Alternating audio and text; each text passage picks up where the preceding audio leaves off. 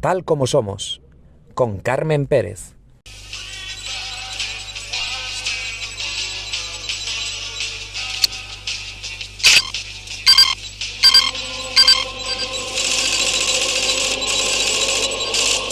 Señor, creo que debería escuchar esto. Video oculto.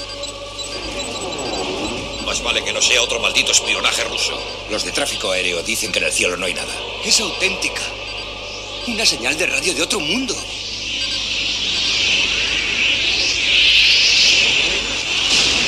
Señor presidente, el servicio de inteligencia dice que el objeto se ha situado en órbita estacionaria. Una parte se ha separado en casi 3 docenas de trozos más pequeños que el conjunto, pero de más de 24 kilómetros de ancho cada uno. ¿A dónde se dirigen? Entrarán en la atmósfera en los próximos 25 minutos.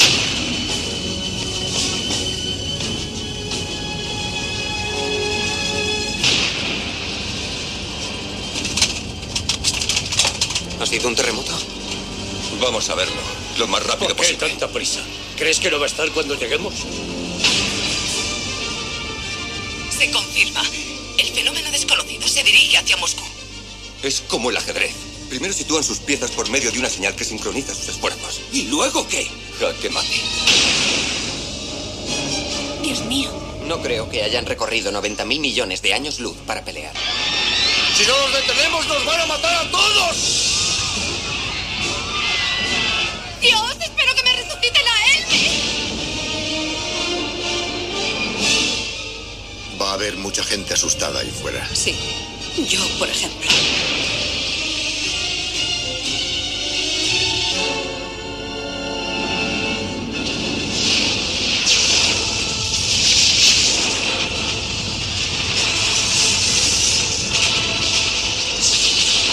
No desapareceremos sin luchar. Hoy celebramos nuestro Día de la Independencia.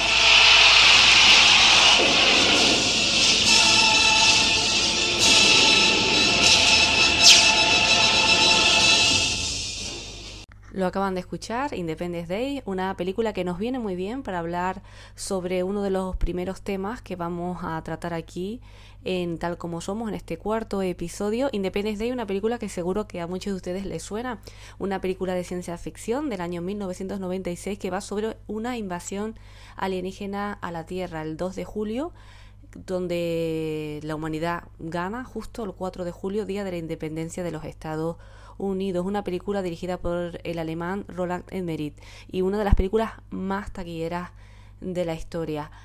¿Por qué hemos elegido esta película? Porque llevamos ya varias semanas leyendo noticias sobre la aparición de varios objetos volantes no identificados que han aumentado la tensión entre Estados Unidos y China. Incluso el Pentágono llegó a publicar distintas conversaciones entre los pilotos encargados de derribar una misteriosa figura de forma octogonal sobre el cielo de los Estados Unidos. Por ejemplo, uno de los pilotos decía lo siguiente: realmente no lo llamaría globo, no sé qué, puedo verlo afuera con mis ojos. Y el otro piloto llegaba incluso a comentar lo siguiente: parece algo, hay algún tipo de objeto que está distendido, es difícil saberlo, es bastante pequeño. Noticias como esta, también de mensajeros que venían del futuro para advertirnos que en unos años nos iban a invadir los extraterrestres, y todo ello ha creado incluso distintas teorías que hablan de conspiraciones, teorías que hablan de cortinas de humo para tapar una catástrofe ocurrida hace una semana sobre un tren de más de 100 vagones de productos químicos que descarrilaba en una zona de Estados Unidos. De todo ello vamos a tener la gran fortuna de contar en este cuarto episodio con Esteban Palomo, director del podcast Misterio en Red y del programa de televisión Origen. Pero como ya estamos acostumbrados aquí en Tal Como Somos, no será el único tema que tratemos. Vamos con la pista del segundo tema. At the foot of the ladder, the lamb footbeds are only depressed in the surface about 1 or 2 inches, although the surface appears to be very, very fine-grained as you get close to it. It's almost like a powder. Ground mass is very fine. Step off the lamb now. It's one small step for man, one Transmisión original del alunizaje del Apolo 11 en 1969, la voz del astronauta Neil Armstrong. Y es que el ser humano siempre ha tenido y tiene curiosidad por saber qué hay más allá de nuestro planeta. Y de este tema vamos a hablar hoy con el compañero, con el periodista científico Juanjo Martín. ¿Hay vida en otros planetas? ¿Cómo se busca esa vida en otros planetas? Un tema muy interesante, un tema que seguro no les resultará indiferente y no será el único. Vamos a conocer la pista del tercer tema. Tomás, tu hermana, que ella no está. Esa gente es blasfema. Una secta, una enfermedad. Tráela a casa. ¿Nombre? Thomas Richardson. Me a soñar con un mundo en el que todos sus habitantes son tratados con igualdad. Esta isla es nuestro paraíso. Hay un intruso en nuestras tierras. Hay que encontrarle.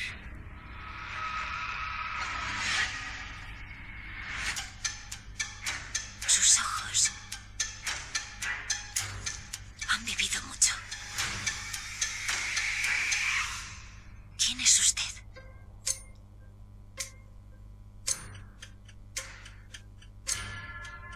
Será purificado, de acuerdo a los mandatos de estas tierras.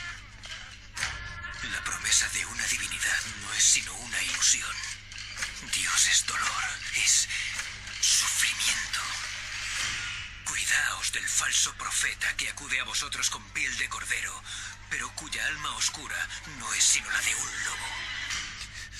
Comencemos.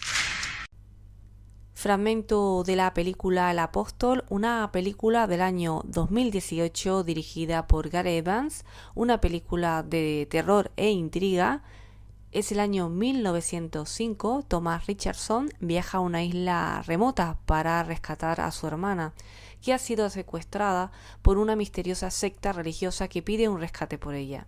A medida que se introduce en la comunidad, Thomas descubrirá peligrosos secretos.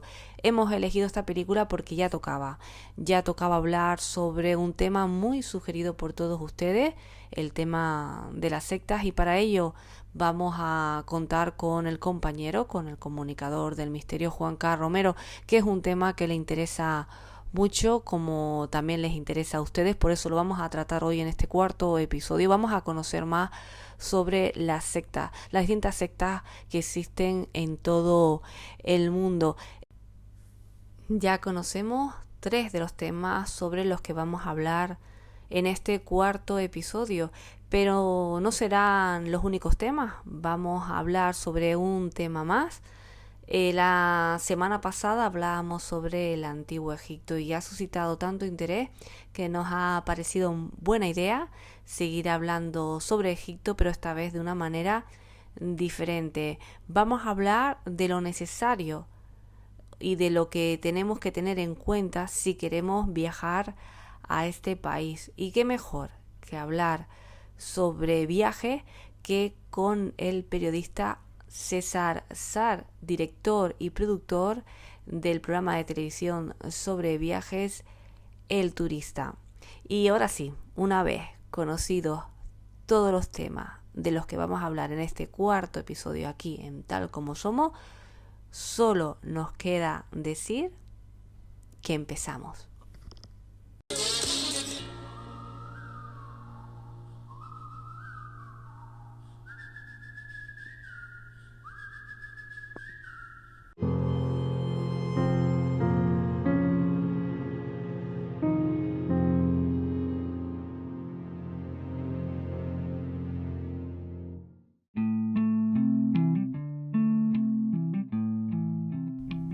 Ha llegado el momento de profundizar sobre las noticias que recientemente hemos leído sobre los objetos volantes no identificados que han aumentado la tensión entre China y Estados Unidos. Para ello tenemos el honor de contar hoy aquí en Tal Como Somos, en este cuarto episodio, con Esteban Palomo. Lo escuchamos.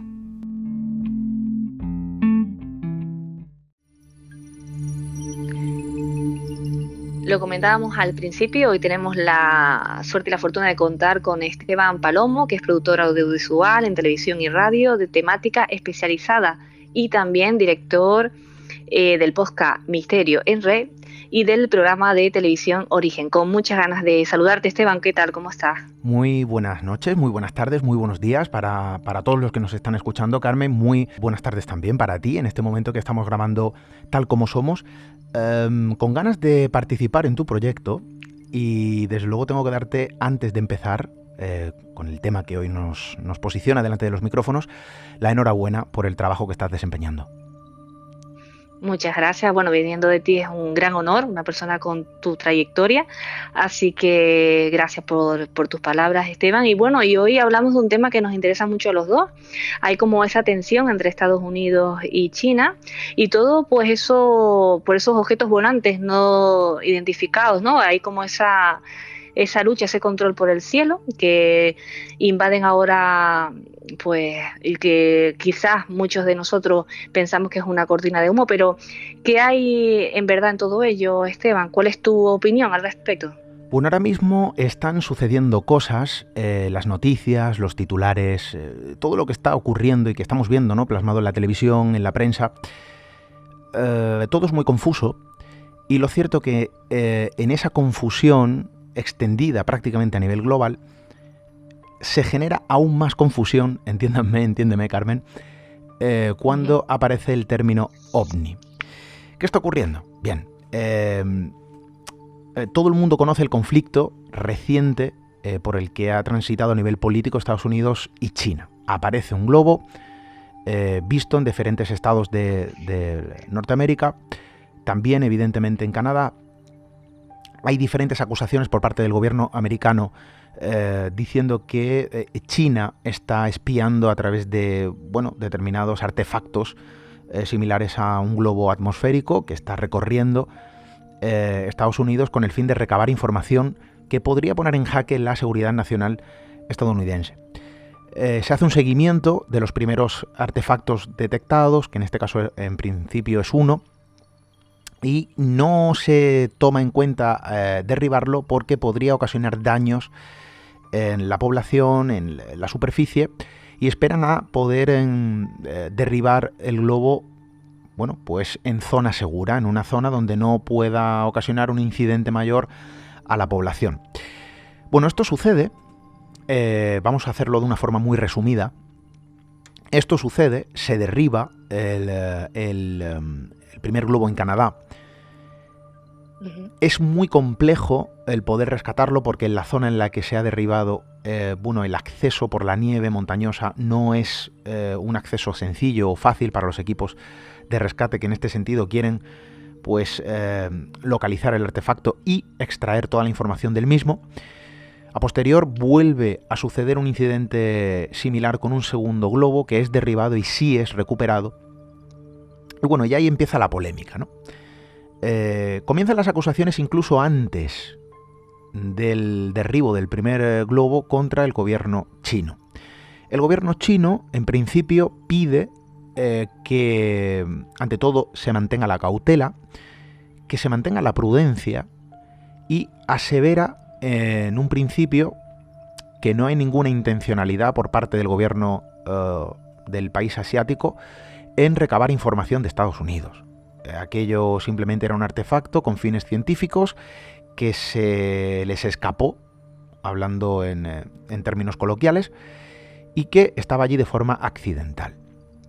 Pero es que a posterior, cuando aparece el segundo globo, el gobierno chino lo que viene a decir es que ellos no están mandando absolutamente nada, que no tienen nada que ver con aquellos artefactos. Ya se desmienten, ¿no? Se desvinculan de alguna manera. Y señalan al gobierno americano de alguna manera también realizar provocaciones a nivel gubernamental por esas acusaciones que realmente, están siendo dolosas y que pueden desembocar en un conflicto, ¿no?, político aún mayor. Sí, que eso es el gran temor que tenemos muchos, ¿no? El tema de que por ahí se empieza, ¿no?, por cosas como estas, para después desembocar pues en una crisis. Han habido consecuencias. Han habido consecuencias, ¿no? Carmen. De hecho, ya ha habido consecuencias con esa línea de acusaciones entre un país y otro, porque obvio en esto, y hay un dato que quizá la gente no conoce tanto, es que el gobierno chino, en el tránsito de estos días de acusaciones, de dimes y diretes, de la señal o la marca del espionaje, ¿no?, a través de estos globos, que desde luego es absurdo, porque los globos son muy llamativos, no obedece, ¿no?, a la idea de un artefacto diseñado para espiar. Bueno, pues el gobierno chino asevera y asegura que ha localizado un globo que cree que es de origen norteamericano y que ha dado la orden para que todo el sistema de seguridad nacional se prepare para derribarlo. A su vez, hay otra acusación de un nuevo globo en otro lugar. En este sentido sería en Taiwán. Ya sabemos que Taiwán y China sí mantienen un conflicto porque China tiene intereses de soberanía, ¿no?, sobre Taiwán. Y en este sentido, Taiwán dice que esto de los globos es muy común por parte del gobierno chino, donde, lo usan para el espionaje, y que en estos días también Taiwán ha podido contemplar un artefacto de similares características sobre su zona aérea, y que desde luego asevera de que no es un artilugio proveniente de otro lugar que de China y con los fines que Norteamérica ya está poniendo sobre la mesa, ¿no?, que es el espionaje. Claro, pero después, Esteban, sí, uno escucha esto y y las sospechas están ahí, ¿no?, que es un tema de espionaje, ¿no?, o lo que quieren darnos a entender. Pero después el Pentágono, leemos noticias que dicen que no descarta que esos objetos volantes no identificados tengan una procedencia extraterrestre.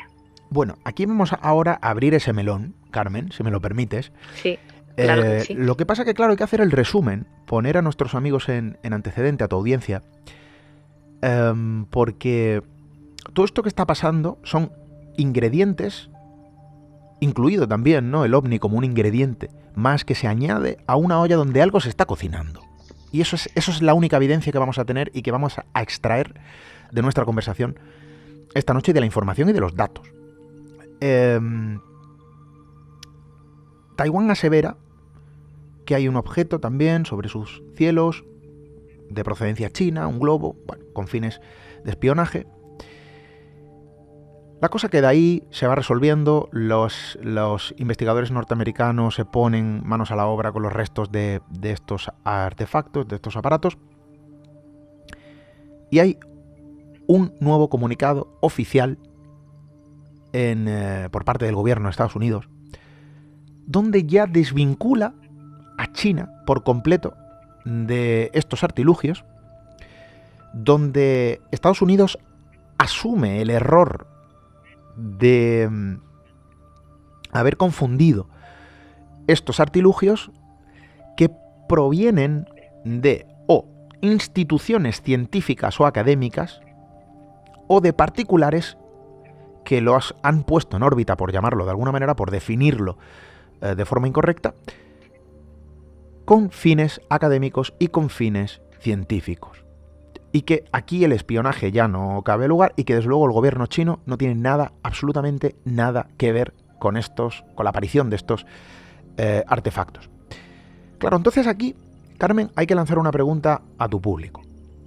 Estados Unidos, primera potencia militar, con toda su tecnología, con todo su sistema de seguridad nacional, ¿realmente vamos a aceptar, y cada uno ya que piense lo que quiera, ojo, que Estados Unidos se ha confundido sobre la procedencia de estos artilugios, poniendo a China en el umbrete, con acusaciones oficiales, sin ningún tipo de prueba, y que después resulta que Estados Unidos asume el error, su equivocación, a nivel público, de forma oficial, diciendo que China no tiene nada que ver y que se han confundido, que se han equivocado y que estos aparatos no suponen un riesgo para la seguridad nacional.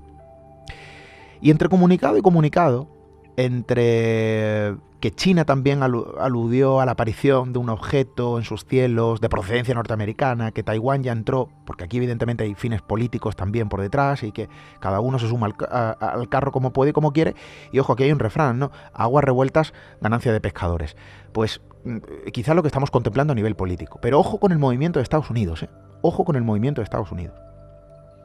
Sí, bueno, ahí pueden ser varios motivos, el hecho de que se haya echado para atrás, el hecho de que se le fuera de las manos y con miedo de que la cosa se complicara más, o realmente pues lo que comentábamos en la introducción, una cortina de humo para tapar alguna cosa más, ¿no? Que es lo que se suele hacer en estos casos, y ya es raro que Estados Unidos reconozca un error. No es muy frecuente. No, para nada es frecuente. Es más,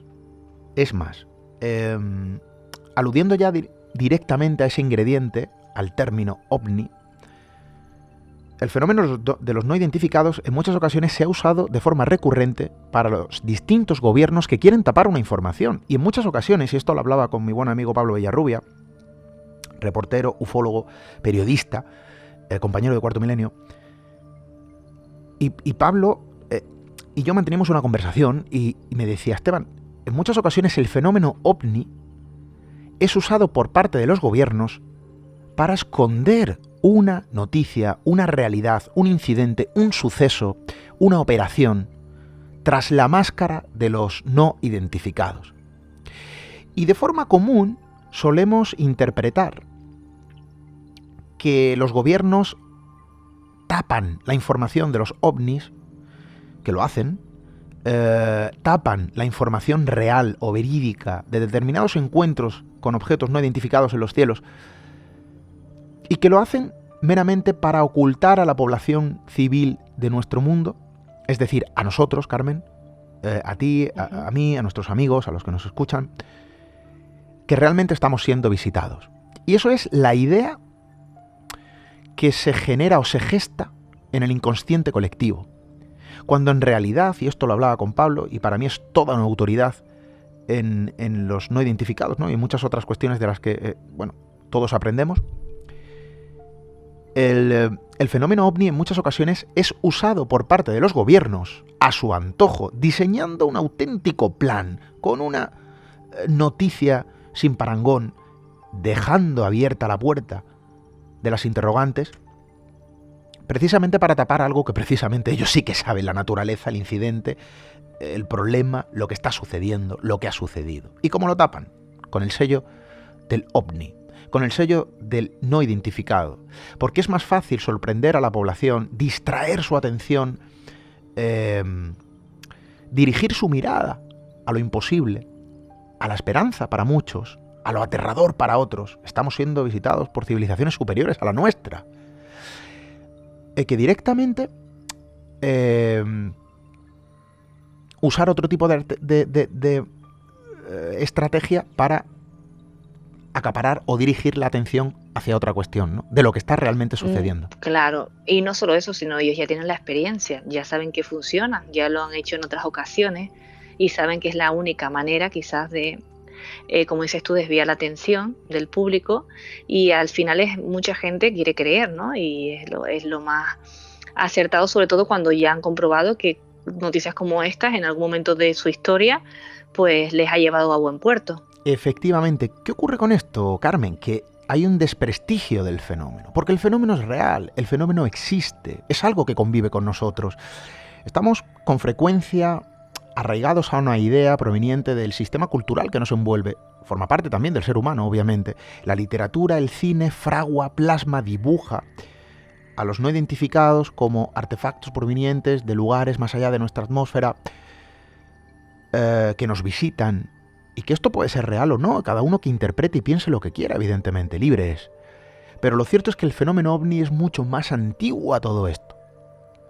Y antiguamente, donde sucedía un encuentro con una luminaria en una región concreta, en mitad de una campiña, de una montaña, de una región, da igual, indeterminada de nuestro mundo, porque ha sucedido a lo largo de la historia del ser humano desde que el hombre es hombre, se aludían a diferentes explicaciones dependiendo del contexto cultural bajo el marco tiempo donde se realizaban. Y esto es fácil de entender, Carmen. Antiguamente se podría aludir fácilmente a cualquier fenómeno a una divinidad, a la visita de la Virgen, de un dios, dependiendo de la época, ojo. ¿Por qué? Porque era el contexto cultural del momento. No existía la televisión, no existía formas de entretenimiento, la creencia arraigada, la cultura, los pensamientos de la época son los que regían la dirección de determinadas explicaciones ante un fenómeno no comprensible para el ser humano de la época. Entonces, cuando en una montaña concreta, y ha sucedido en nuestro país, una luz, una luminaria descendía del cielo, cobraba forma humana, interactuaba con población. Al poco tiempo después, y en determinada época, aquel lugar era tomado por la Iglesia y aquello había sido una aparición mariana, dicho en términos coloquiales. Antaño, si sucedía lo mismo, hablamos ya de siglos atrás, aquello obedecía a los dioses en determinadas regiones donde se creyeran determinados elementos o seres no pertenecientes al mundo visible en primera instancia. En otras regiones quizá eran hadas, elfos, pero el fenómeno es exactamente el mismo. Una luz que cruza el cielo, que desciende, que mantiene un contacto de forma directa con el ser humano.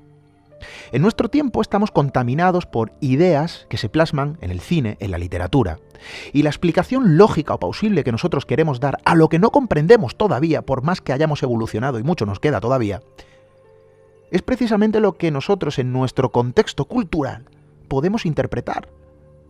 Y un piloto que va en un avión y ve una luminaria que se planta delante de la cabina en pleno vuelo, lo que menos va a pensar es que aquello es la Virgen que ha descendido del cielo.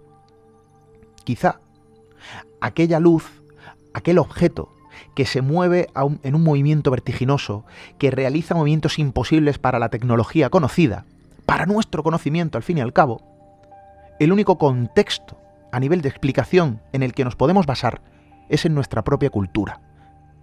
Entonces el fenómeno ovni es un fenómeno muy humano, pero muy antiguo, mucho más antiguo que las películas de extraterrestres de invasión, del típico hombre verde que desciende, ¿no?, de un artefacto. El fenómeno ovni nos lleva acompañando desde que el ser humano es humano. Y ya los primeros pobladores del mundo lo fraguaron, lo plasmaron en la roca, en las cuevas, lo dejaron en documentos. El primer documento que habla de un objeto avistado en los cielos no identificados en nuestro país es mucho más antiguo que los primeros rastros de cualquier tecnología aparecida en la época. Y sin embargo describe a la perfección el trazado de un objeto identificado en una región de Granada, en Baza, en el altiplano granadino, que cruzó los cielos hasta llegar a una región malagueña, el Torcal de Antequera, un lugar desde luego también sagrado donde los ovnis de alguna manera han ido visitando a lo largo del tiempo. Y el hombre antiguo ya sabía de la especialidad de aquel lugar. De ahí donde erigieron los templos pétreos en forma de dólmenes que están diseminados en la zona del Torcal. Hablamos de un fenómeno, Carmen, que no es nuevo, pese a que el contexto cultural trata de dar una respuesta, una explicación evidentemente a nuestro pensamiento cada vez más abierto, más esperanzado en el hallazgo de la vida más allá de nuestras fronteras terrestres. Pero lo cierto, Carmen, es que estamos hablando de un fenómeno muy antiguo. Y aquí hay una curiosidad que a nuestros amigos de Tal Como Somos, ¿no?, lo vamos a plantear para que ellos también un poco tengan ese pensamiento crítico. Ocurre algo en los cielos cada vez que el ser humano transita por épocas convulsas. Es decir, cada vez que hay catástrofes naturales incisivas en alguna región donde la población es afectada gravemente, en algún lugar donde hay un conflicto bélico, una guerra que perdura en el tiempo, donde la población de alguna manera también lo sufre gravemente, donde hay enfermedades extendidas, y lo hemos visto, ¿no?, recientemente la pandemia mundial del COVID, en los inicios, donde la población mundial sufre gravemente, el fenómeno ovni aparece en los cielos, tanto en forma de noticias, tanto en forma de titulares en prensa, en televisión, en determinadas regiones donde la televisión acepta este tipo de contenidos, y también en los testimonios contados, ¿no?, y narrados por las propias personas, que a día de hoy todos y cada uno de nosotros es un auténtico periodista. Todos tenemos un dispositivo en nuestro teléfono que podemos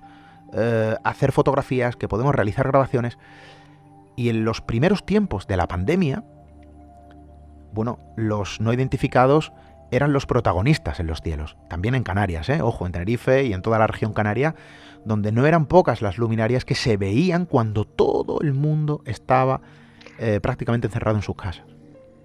Claro, y es una de las cosas que también se comentaba mucho, el tema de que, bueno, que era también propicio porque había menos movimiento, las personas estábamos como más quietas en el sentido de que la vida se había parado un poco, ¿no?, por la pandemia, y se miraba más al cielo y se prestaba atención a aquellos objetos, bueno, diferentes, ¿no?, a los que estábamos acostumbrados a ver, o por lo menos esa fijación por mirar un poquito más al cielo. Y también otra de las cosas que comentas, y que también se ha criticado mucho, el tema de que, claro, siempre ha existido a lo largo de la historia, pero hoy en día que tenemos esos métodos, ¿no?, esos instrumentos y esa posibilidad de documentar o de sacar fotos, de pues no hay tanto, o no se ve tanto, ¿no?, no se plasma tanto, o no vemos tantas imágenes como nos gustaría ver.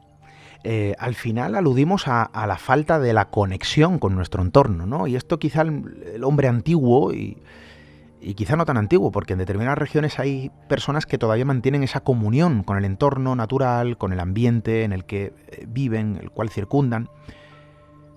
Hemos perdido esa conexión, esa capacidad de visualizar lo que nuestros ojos pueden contemplar a nuestro alrededor, y yo creo que hemos caído en el grave error de pensar que lo hemos visto todo, que conocemos ya todo de nuestro mundo, que no vamos a descubrir nada, que lo que no se ve no existe, pero si es que no miramos, Carmen, si es que el problema es que no miramos, ¿no? Y entonces, lo que no se ve no existe, pero lo que no se vea en nuestra pantalla, porque estamos en el tiempo de las pantallas encendidas, de las cabezas agachadas, donde todo el mundo observa un dispositivo en su mano como una ventana al mundo, y lo es, evidentemente lo es, y hay que abrazar esta tecnología que nos permite esta comunicación como nunca antes habíamos tenido.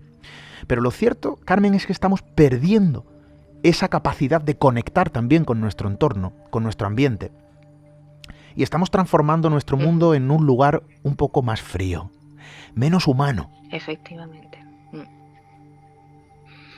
Así es, ¿no? El hecho de que por eso que con el tema de la pandemia, pues al estar todo más quieto, ¿no?, pues por lo menos miramos un poquito más al cielo. Esperemos que eso no se pierda y que los oyentes que nos escuchen, pues bueno, de vez en cuando, pues paren en unos minutos, desconecten, ¿no?, se desconecten de las pantallas y miren al cielo. Y bueno, y que también con las cámaras puestas, ¿no?, por si ven algo, pues también que aprovechen y saquen algún tipo de documento. Estábamos comentando, ¿no?, todo esto vino por el tema de cortinas de humo, ¿no? Hablábamos de cortinas de humo y que quizás a Estados Unidos le interesaba sacar todo este tipo de información. ¿Por qué era necesaria esta cortina de humo, bueno, Esteban? Hemos contemplado lo que ha pasado y hemos tardado en contemplarlo. Ojo, porque esto sí que es grave. Yo no voy a decir que Estados Unidos haya montado todo este teatrillo alrededor de determinadas cuestiones o sucesos para tapar precisamente lo que está sucediendo y lo que ha sucedido. Lo que sí puedo aseverar, Carmen, y creo que con solvencia, es que Estados Unidos, y creo que cualquier gobierno en nuestro mundo, ha creado expectativas sobre determinados incidentes, incluso creando sus propios incidentes para tapar otros incidentes. Y que el fenómeno OVNI es un titular recurrente para dirigir atención y dirigir miradas hacia donde interesa dirigir las miradas de la población. Pero ¿qué ocurre? Que la información, siendo verdad, se abre camino. Es como la vida, no se puede tapar. Todos sabemos a día de hoy, ya no es ningún secreto, el accidente en Ohio, en Estados Unidos, donde un tren ha descarrilado con elementos químicos que han ocasionado lo que ya se conoce como el Chernóbil estadounidense y como la mayor catástrofe medioambiental de la historia de Estados Unidos. Y el tren descarrila, ni siquiera la población de la zona es informada con transparencia, con objetividad. Imagínate el resto del país pues imagínate el resto del mundo, ¿no? Las primeras noticias que llegan lo hacen a toro pasado, hablándolo aquí ya con el acento malagueño, como se suele decir por aquí, a toro pasado, y a cuentagotas de cuáles son las consecuencias, de cuál era la carga total de elementos químicos de este tren, de cuáles son los efectos, y lo estamos viendo, ¿no? Miles de peces muertos en los arroyos, animales que caen desplomados en la zona del incidente, ganaderos que están perdiendo todo su ganado, gallinas que mueren, personas que manifiestan ya problemas respiratorios, personas que ya empiezan a mostrar otro tipo de síntomas, el medio ambiente desquebrajado por completo, y la información que sigue llegando a día de hoy a cuentagotas. Y todo quedó cubierto por el asunto de los globos chinos, que resulta ser después una confusión con todos los ingredientes añadidos. Objetos no identificados, ovnis, posibles visitantes. Pues estamos siendo visitados por civilizaciones superiores a la nuestra. Nos van a poner un globo viajeros blanco. del futuro también, que vienen a avisarnos de que en breve nos invadirán los extraterrestres. Sí, Carmen, pero ¿tú crees que lo harían en globo? ¿En un globo blanco? Llamativo. Es decir, ¿esa es su tecnología? ¿Un globo? No. Es que estamos ya... ojo, y todo lo que yo estoy diciendo es subjetivo. Es muy subjetivo. Porque yo tengo claro que el fenómeno ovni existe y me enfrento en un debate, en un diálogo, a quien diga que no. Con argumentaciones y con elementos objetivos. El fenómeno ovni existe. Lo que no te puedo decir, y lo que nadie puede decir, es cuál es la procedencia de esos objetos, cuál es su naturaleza. Porque también puede haber... Que es lo que comentamos siempre, no tienen que ser extraterrestres, deben ir de otro planeta, sino simplemente ovni es objeto volante no identificado, sea cual que sea su procedencia. Claro, es que luego ya podemos ser muy escépticos en el fenómeno, ¿no? Esto es como el que piensa o cree en el fenómeno paranormal. Oye, la parapsicología, que evidentemente todos sabemos de dónde nace. ¿Existen los fenómenos paranormales? Ni a mí, ¿quién me va a decir que no? Es que existe. Pero es que es algo evidente. Lo que no es tan evidente es la procedencia, es la naturaleza. Que si son energías, que si somos nosotros, que si es nuestra psique que proyecta, que si es nuestra mente, que si es un fenómeno que de una manera u otra nos lleva acompañando desde el principio de los tiempos. Que esto no se ha inventado con el cine ni con la literatura. Esto es algo que es humano, que va arraigado. De ahí a que la ciencia, en determinadas épocas de la historia, se haya interesado en estudiar el fenómeno. Tan evidente como que la ciencia se preocupa, a día de hoy, de buscar vida más allá de nuestras fronteras. Porque tiene la certeza, o la esperanza, o la duda. Y son tres elementos tangibles para la ciencia, de que más allá de lo que vemos con nuestros propios ojos, existe vida, de una u otra forma. Y lo cierto es que el hecho de que un fenómeno sea inexplicable no quiere decir que no exista. Pero sí puede ser atribuido, usado conscientemente, para dirigir determinadas atenciones a un titular inventado. Este es el teatro ovni. Y aquí se podría hablar largo y tendido, con grandes ejemplos que a lo largo de la historia el ovni sirvió de pretexto para tapar una noticia que realmente era muy real, muy cercana, muy humana y desde luego quizá también más trágica. Esto pasa, Carmen, y tristemente tenemos que ser muy críticos, analizar muy bien las informaciones, acudir a las fuentes oficiales, pero ojo, acudir también, ¿por qué no?, a fuentes alternativas. Y yo no hablo de meternos en Twitter y de buscar un vídeo donde hay un camión que aparentemente aparece en un vídeo con un objeto tapado con mantas, con camiones militares que le siguen protegiéndolo y donde dicen que han localizado un ovni que han derribado los Estados Unidos y luego acaba demostrándose que ese vídeo es de hace 5 años y lo que están llevando es un molino eloico, de energía eloica. Es decir, tenemos que ser muy críticos, tener mucho cuidado con lo que vemos, pero también analizar lo que nos cuentan. A día de hoy tenemos una comunicación muy activa, estamos más informados que nunca, pero esa doble hoja, como la espada de Damocles, también puede revertir en nuestra contra, porque se nos puede desinformar con más facilidad que nunca a día de hoy, condicionar nuestro pensamiento bajo determinados titulares, dirigir nuestra atención y controlar, ¿por qué no?, de alguna manera también el pensamiento, ojo, global. Esto está sucediendo y quizás un fenómeno del que se podría hablar, ¿no?, en otro programa, pero que de alguna manera también ya sucedía en la antigüedad, ojo, que ya en Roma se hacía, que ya en Grecia se hacía, y que no deja de ser humano. Entonces estamos atendiendo a elementos propios de nuestra especie, pero obviamente en un contexto cultural de nuestro tiempo, en tiempos contemporáneos, donde el ovni ahora mismo, bueno, pues pueden servir de objeto de noticia para transformar algo mediático en algo mucho más mediático a nivel masivo, para poder tapar esto que está sucediendo, que no nos interesa que se sepa de momento, hasta que veamos a ver cómo gestionamos.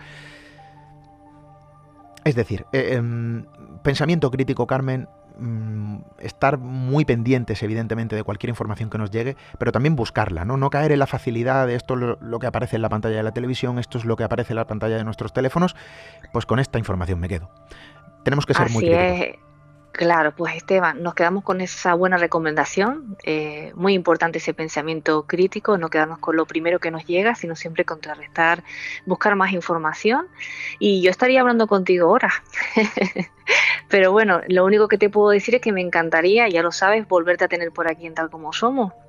Pues nada, cuando quieras, yo he estado muy a gusto, te agradezco la invitación, cuenta conmigo para cuando quieras, ya sabes que yo sé que tú estás muy liada, yo también, pero bueno, ya haremos un huequito y volveremos a hablar de cualquier otra cuestión.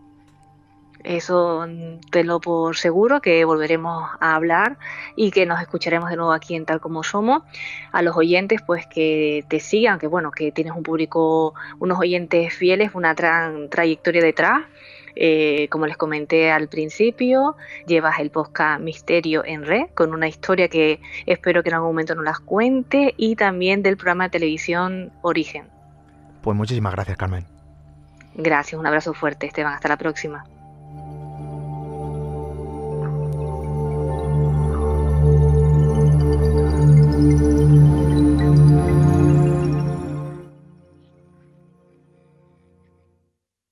I'd pluck a fair rose for my love.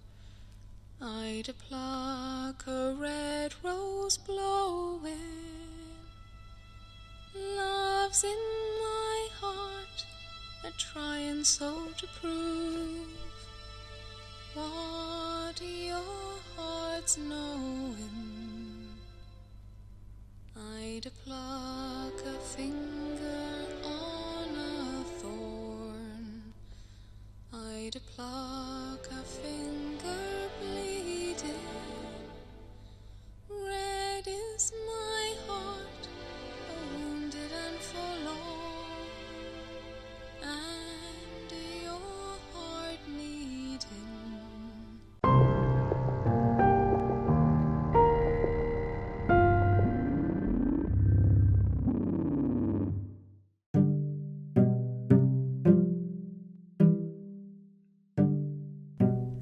¿Hay vida en otros planetas?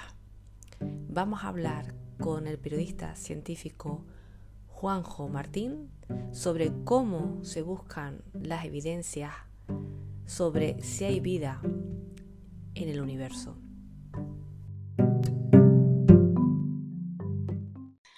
Yo no sé si nos van a invadir los extraterrestres o no, pero sí está claro que últimamente hay una oleada de noticias que tienen que ver con los objetos volantes no identificados. Que vienen de otros planetas no lo sabemos, porque sabemos que puede ser de cualquier parte del mundo, incluso, ¿no? Juanjo, espera, que te iba a saludar. ¿Qué tal? ¿Cómo estás? Hola, buenas. Bien, Carmen. Bien, no, yo así directamente, porque es verdad que estamos escuchando y viendo muchas noticias que tienen que ver con los objetos volantes no identificados, que eso no quiere decir que vengan de otros planetas. No, ni mucho menos. De hecho, estos globos que han detectado el ejército norteamericano han sido globos terrestres, globos que han sido bien con fines de espionaje o comerciales o de investigación científica. No han dicho que, ni mucho menos que sean de otro planeta, ¿no? Bueno, el Pentágono está ahí como ahora están de moda el tema de los expedientes desclasificados, ¿no? Que los han sacado a la luz. Se está un poquito, dicen que son como cortinas de humo para que no se hablen de otros temas importantes. Pero sí que también hay como una guerra ahí, ¿no? Para el control del cielo entre China y Estados Unidos. Es una cosa que a mí eso sí que me preocupa un montón.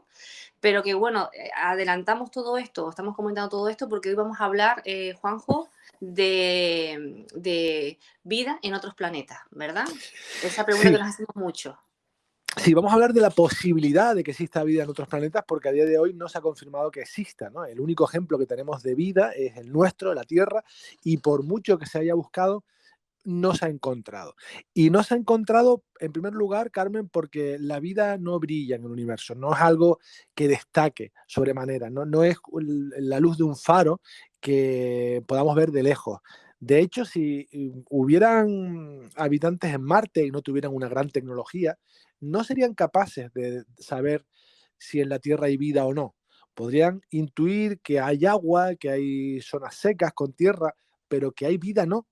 No es tan evidente. Tienes que acercarte mucho o tener instrumental sofisticado para observarlo. Y claro, nosotros de la Tierra tenemos instrumental, bueno, pues sí, sofisticado, muy bueno, que puede detectar varias cosas de las que hablaremos luego, pero estamos muy lejos de todos sitios, ¿no? Y ese es el gran problema de la exploración espacial y el jarro de agua fría para todos los que les gustaría que nos estuvieran visitando los extraterrestres es la distancia, ¿no? Que estamos muy y otro muy lejos de cualquier vecino que podamos tener por nuestra galaxia. Y eso, claro, las distancias son importantes porque impiden, separan, nos aíslan de todo lo que pueda haber por ahí. Entonces, bueno, se empezó siendo muy optimista, pensando de que en Marte podría haber vida. De hecho, hubo un momento que se pensó, que a principios del siglo XX, que se pensó que había vida en Marte, se veían canales, se imaginaban civilizaciones. ¿Te acuerdas que el otro día hablamos de las pelis de Marte? Pues que Sí. pues era muy bueno, que la gente tenía asumida que habían marcianos, ¿no? Y si habían marcianos, pues como estamos ahí a tiro de piedra, pues que nos pueden venir a visitar en cualquier momento. Luego comenzamos a llegar a la superficie de Marte y pues esas esfinges o piedras que parecían esfinges, ya vimos que con mayor resolución no eran nada, esas piedras que parecían pirámides no eran nada, toda cuestión de resolución de la imagen y bueno, se nos fue aguando un poco la fiesta. Porque hasta Juanjo, yo no sé si tiene que ver con Marte o no, hasta hace poco había también una imagen que parecía que era un oso, ¿no? No sé si lo llegaste a ver, la imagen de un oso. Sí, eso, son dos cosas, o nuestra pareidolia, como nos pasa con muchas montañas o roques aquí en la Tierra, hay montañas o partes de nuestra geografía que nos hacen recordar a un oso o un león o a la cara de una persona, ¿no? Y eso no tiene nada que ver con la intención que haya tenido la montaña de tener esa forma, sino que es nuestro cerebro, ¿no? que busca esa imagen. Pues en Marte ha pasado lo mismo. Las primeras imágenes de la superficie de Marte, que eran de muy baja y mala resolución, mostraban piedras que tenían, bueno, pues se parecían, por ejemplo, a una esfinge u otras a pirámides, ¿no? Cuando se han realizado las mismas fotos con más resolución, hemos visto que nada, ni esfinge, ni pirámide, ni nada, son piedras que no se parecen a nada, ¿no? Y eso hizo volar mucho la imaginación en aquella época, y cuando se hicieron las pruebas y hemos visto los rovers dando vueltas y vueltas por ahí y no observar absolutamente nada, solo pues que no es poco, el desierto marciano y algunos torbellinos o pequeños tornados en la superficie, en fin, que si hay vida en Marte debe estar muy abajo, protegida de los vientos solares y estamos hablando de vida microbiana, ¿no? Entonces, cuando se nos aguó la fiesta en Marte, comenzamos a pensar en Io, en los planetas de Júpiter satélites de Júpiter y Saturno, de Io, de Ganímedes, bueno, de Europa, satélites del planeta que, bueno, pueden reunir las condiciones, bueno, desde nuestro punto de vista, para que exista algún tipo de vida, ¿no? El problema es que cuando analizamos cómo surgió la vida en la Tierra, cuanto más estudiamos eso, más somos conscientes de lo afortunados que somos, ¿no? Porque hemos pasado de creer que la vida puede surgir en cualquier momento, en cualquier rincón y en cualquier lugar, a ser menos optimistas, ¿no? Yo hace unas semanas tuve la oportunidad de entrevistar a uno de los mayores expertos que existen en exobiología, en la biología dedicada a la vida, ¿no? Fuera de la Tierra, Antonio Lascano, que es profesor de la Universidad Autónoma de México y estuvo visitando Canarias hace poco.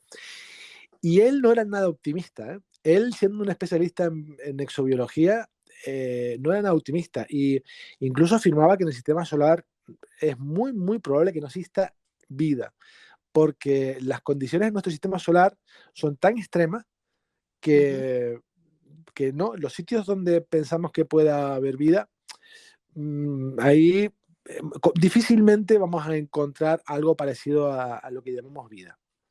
Claro, porque cuando escuchamos, por ejemplo, él que es un experto, que ¿no? Fuiste afortunado de poderlo entrevistar, la verdad. Tuvo que haber sido alucinante, ¿no? El poder contar con una entrevista con él. Cuando escuchamos o vemos noticias, por ejemplo, la NASA descubre 3 planetas que podrían albergar vida. ¿Eso qué pasa? ¿Que lo dicen a la ligera o porque no lees estas noticias? Dices tú, pues, algo tendrán ellos para decir eso. Sí, Carmen, y lo dicen bien, ellos no mienten en la información. Es que tiene los ingredientes para que pueda haber vida. Y pongo un ejemplo muy sencillo. Yo en mi cocina puedo tener harina, agua, sal y levadura, pero no tengo por qué tener pan. O sea, tengo los ingredientes para hacer pan, pero a lo mejor no tengo pan. Los tengo. El hecho de que tenga los ingredientes no significa que tenga pan. Pues lo mismo, el hecho de que existan ingredientes o algunas condiciones para que haya vida no significa necesariamente que exista la vida. Ni siquiera aunque metamos esos ingredientes en una batidora y los mezclemos todos, no necesariamente vamos a tener vida, ¿no? Hacen falta muchos procesos que se den uno tras otro y de una manera ordenada para que se genere la vida tal y como la conocemos hoy en día. ¿Qué pasa? A nuestro favor juega el inmenso número de planetas que deben haber en el universo, con lo cual seguramente el número, la probabilidad, aunque por pequeña que sea, en tantos planetas es muy probable que en alguno, como en la Tierra, haya cuajado. Pero no en todos en los que existen las condiciones, ¿no? Claro, Por ejemplo, cuajado y no tienen que ser como nosotros, lógicamente. Claro, en mi cocina la harina, el agua, la levadura y la sal no hacen nada porque yo en una panadería hace briguería.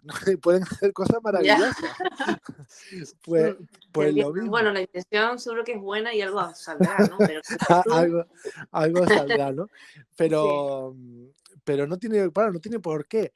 Entonces, quitando de que ya el hecho de que existan condiciones no significa que exista vida, pero el gran número de planetas nos puede hacer soñar con que exista vida por ahí.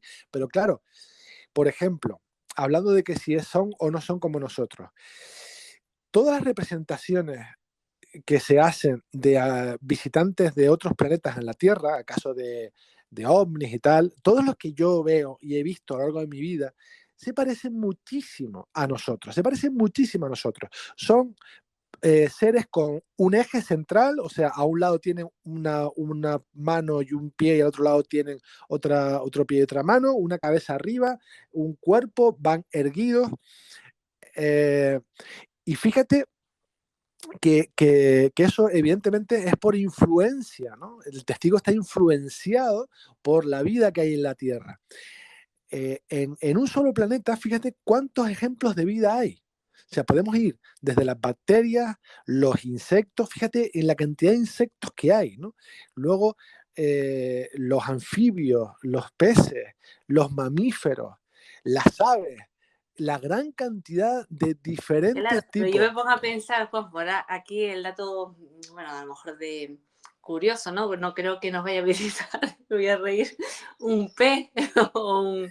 Pero, ¿por qué no? O sea, ¿por qué no? Quizás en otros planetas la inteligencia la han Bueno, también es obtenido verdad. un ser acuático y no un ser terrestre.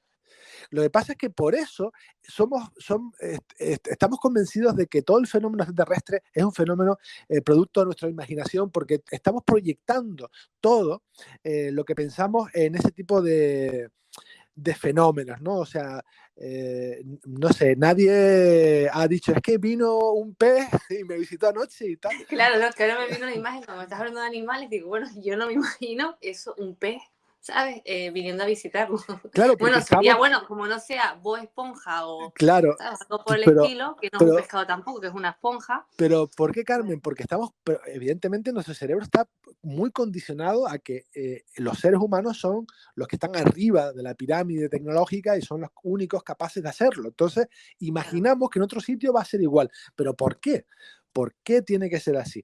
En este caso, se dieron las condiciones para que fuera así. Y, por ejemplo, los seres humanos estamos ahora en lo más alto de la pirámide porque ahora no me acuerdo de la cifra, pero un gran meteorito chocó contra el Golfo de México, acabó con los dinosaurios y le dio una oportunidad a los mamíferos. Si no hubiese caído ese asteroide o meteorito a la Tierra, los dinosaurios estarían hoy reinando y estarían en la cúspide de la evolución y no nosotros. O sea, y es muy raro que en todos los planetas del mundo, del universo, siempre haya caído un meteorito que haya modificado la evolución de las especies en ese planeta. Juanjo, ¿no? Entonces, el tema de las señales, ¿no? Yo no sé si eso es algo que se comenta, pero que en el fondo no hemos recibido ninguna. A veces se escuchan también noticias que dicen, bueno, hemos recibido tal señal, ¿no? Porque, bueno, como dices tú, tenemos los artilugios y los instrumentos necesarios, ¿no? Para poder enviar señales.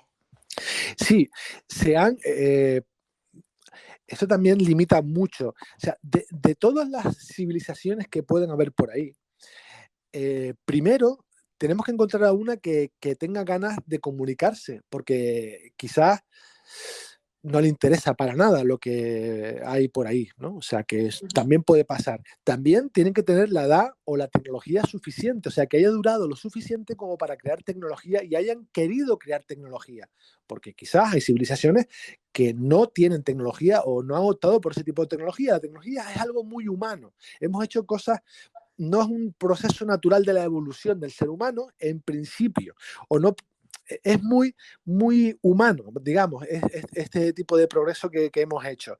Quizás otras especies hayan tendido por la evolución tecnológica de otra manera. Entonces, nosotros estamos buscando semejantes y quizás ese es el error, ¿no? Buscar semejantes pensando de que todos son como nosotros.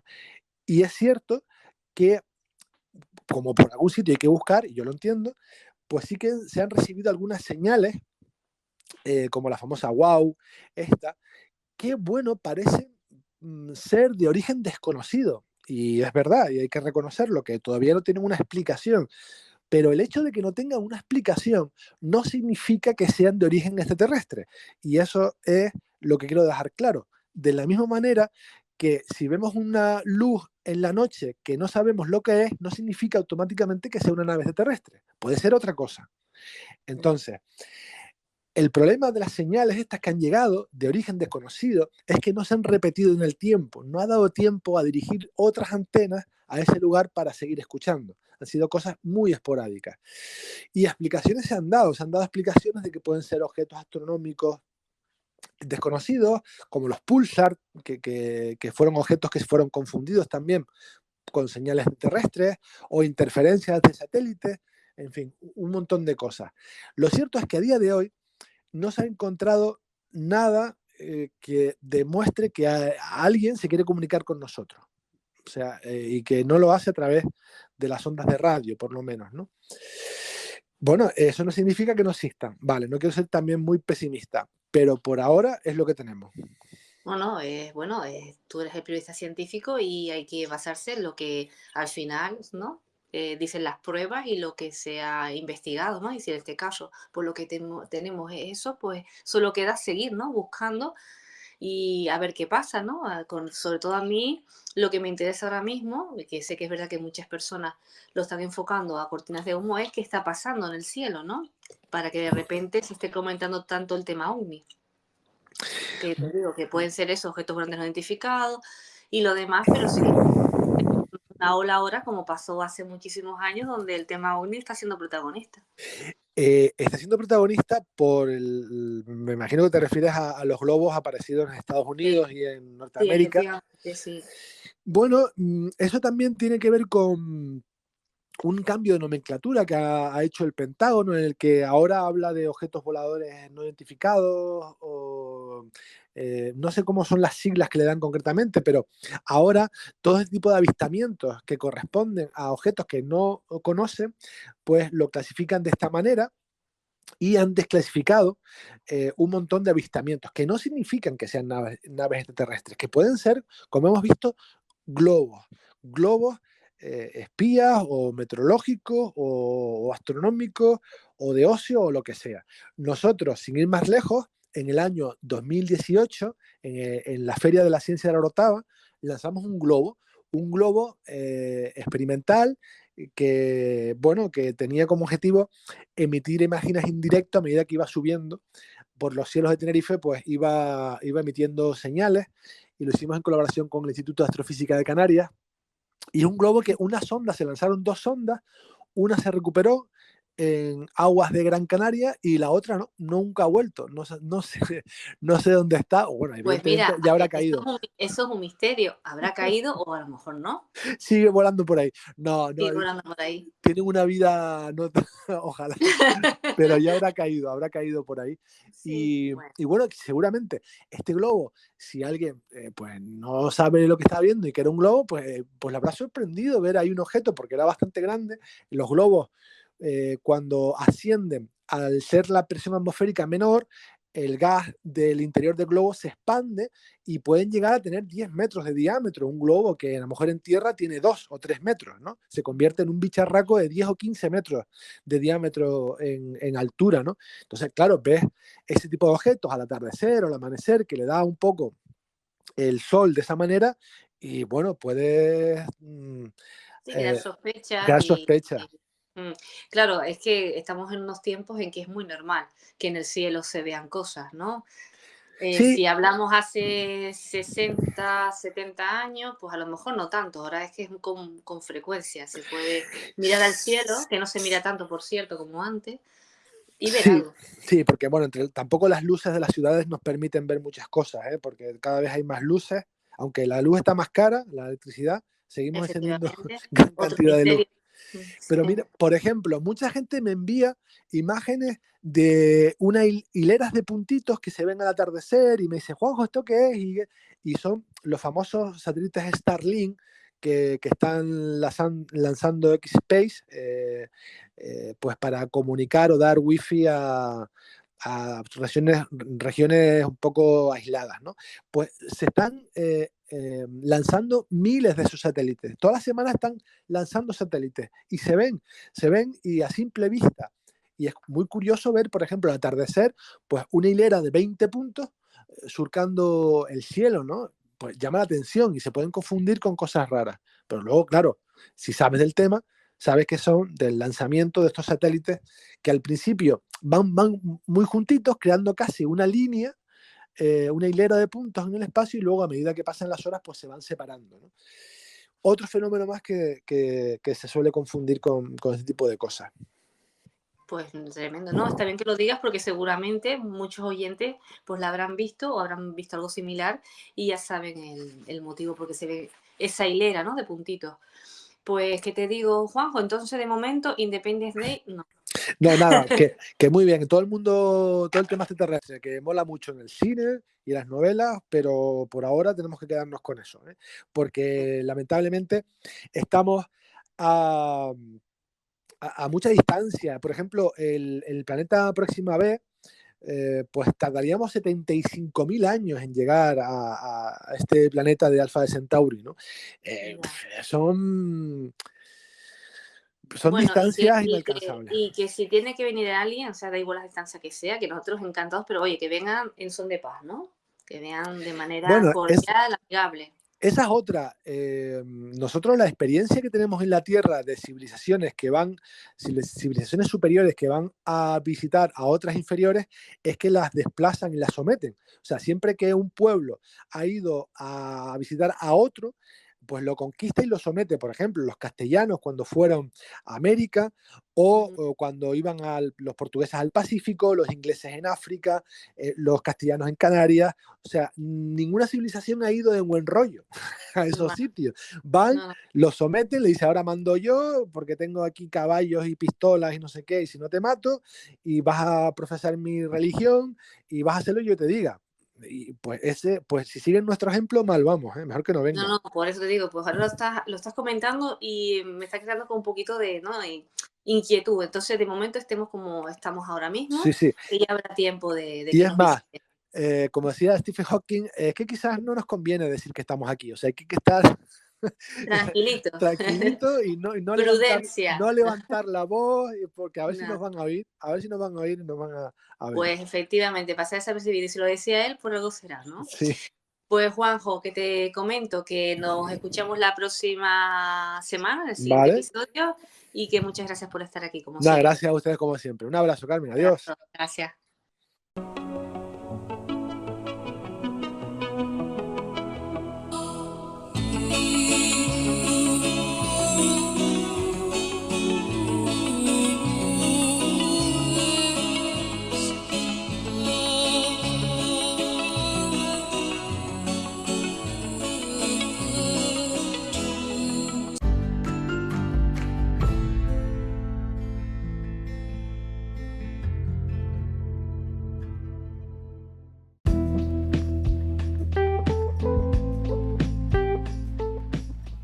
El tema que vamos a tratar ahora es un tema muy sugerido por todos ustedes. Se trata de la secta.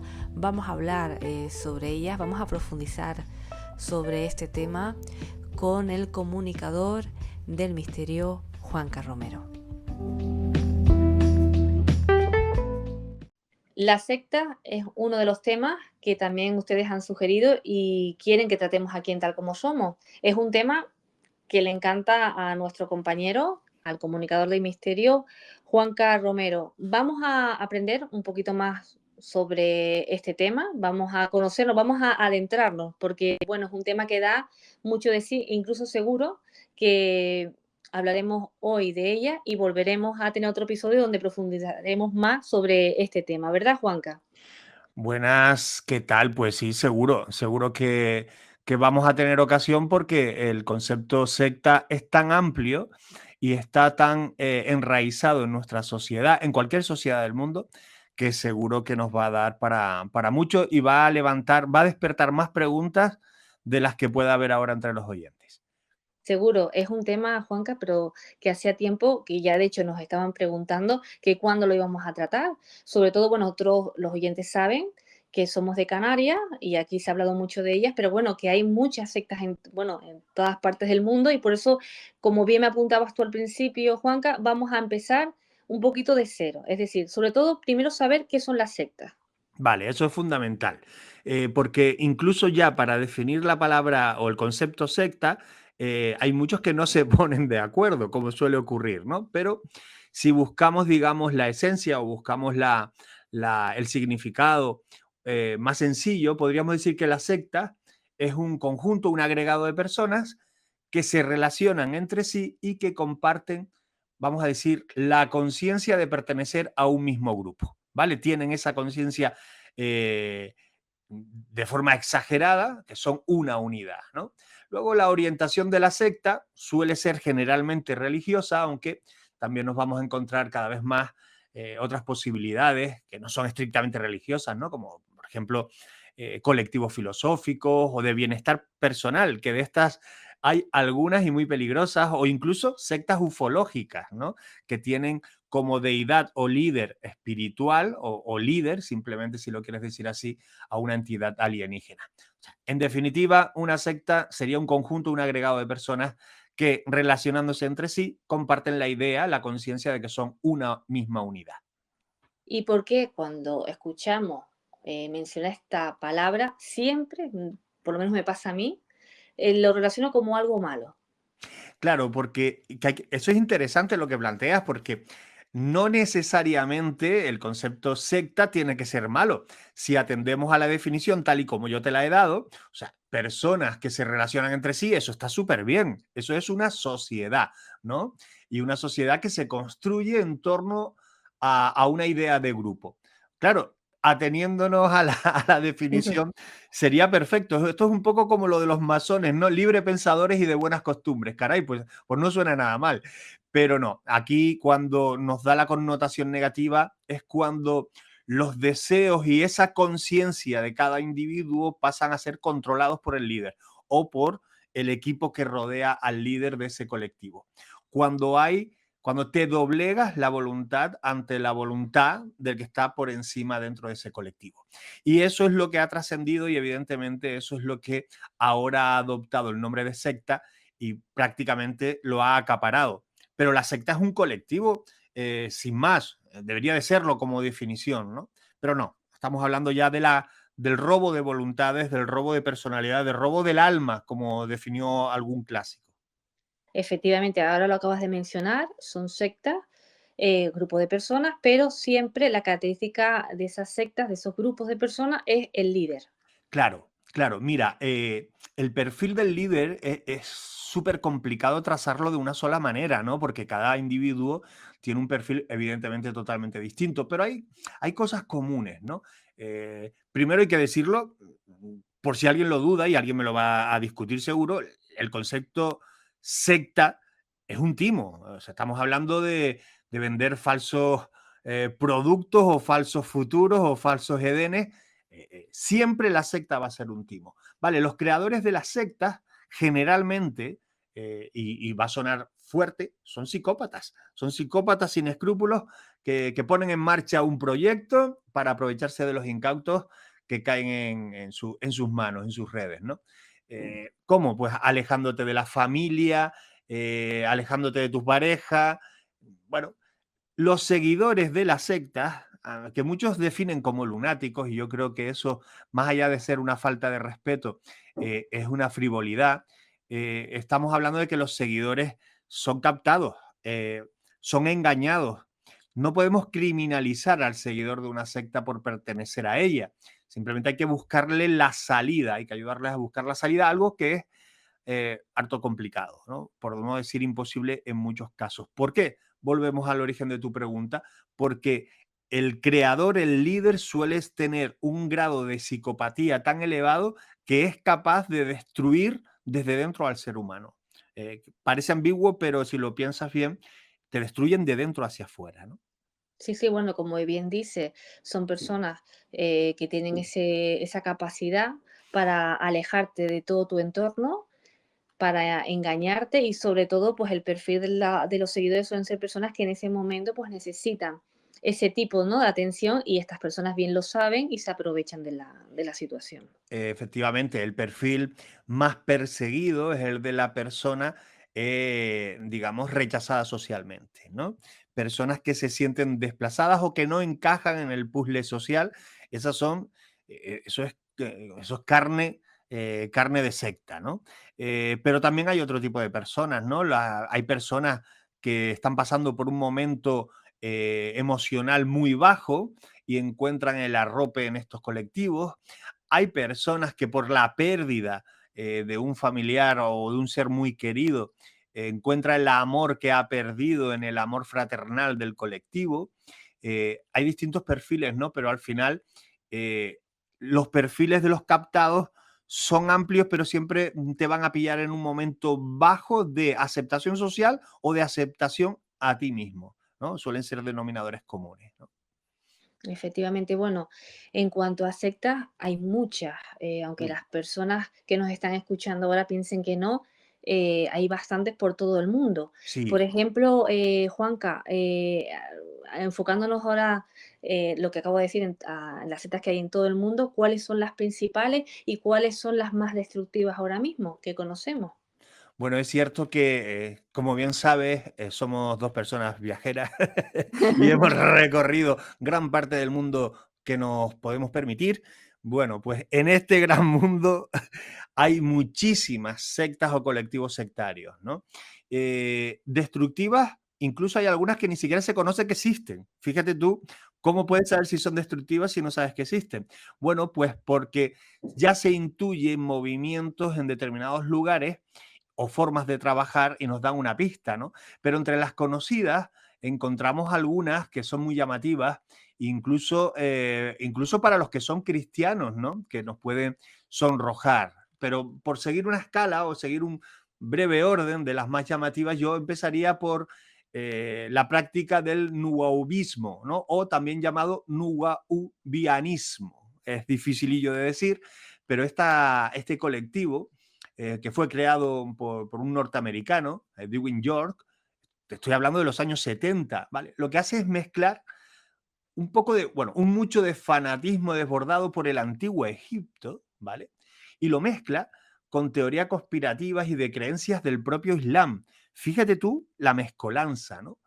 Ojo, esta entra dentro de lo que llamamos sectas ufológicas, ¿no? Ten en cuenta que esta gente piensa que los seres humanos provienen de una raza extraterrestre inteligente. Con esa idea, yo los llamo cariñosamente, pero esto es una forma de llamarlo yo, los nuwayas, los miembros de esta secta, no tienen ningún tipo de control sobre su propio cuerpo. Y una cosa importante también sobre esta gente, ¿no?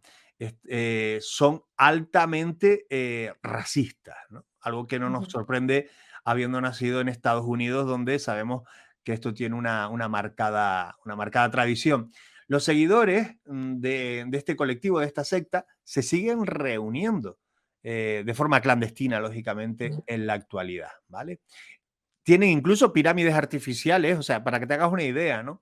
Es un colectivo llamativo que debo ya adelantarte que tuvo un amago hace unos años de entrar aquí a las Islas Canarias y hacerlo en forma de asociación cultural, pero que la base era la misma, ¿eh? La raíz, la esencia era la misma de los nuwayas, ¿no?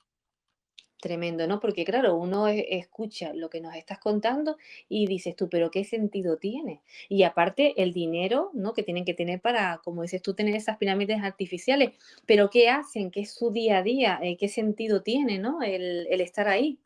No ¿No? sé. Y a qué estado de anulación llega el ser humano para no darse cuenta de que está en un grupo, perdón por lo que voy a decir, pero haciendo el tonto bajo 4 varillas en forma de pirámide, con la excusa de las energías y vete tú a saber qué, esperando a que un ser alienígena te lleve al lugar donde que nunca debiste abandonar, ¿no? A ese lugar extraño en el universo, ¿no? Bueno, pues esto pasa, ¿no? Y no debemos tomárnoslo de forma jocosa, porque cuando hablamos de destructiva, una secta o peligrosa, estamos hablando que puede ser destructiva porque te seca la cartera, ¿vale? Ese es uno de los parámetros, te deja seco económicamente, se hace con todo lo que tengas ahorrado o tu pensión o tu sueldo, lo que fuese, pero también destructivas porque muchas de ellas tienen un fin y el fin es entrar en la nueva era o en el nuevo ciclo o en el ciclo que te pertenece, es decir, quitarte la vida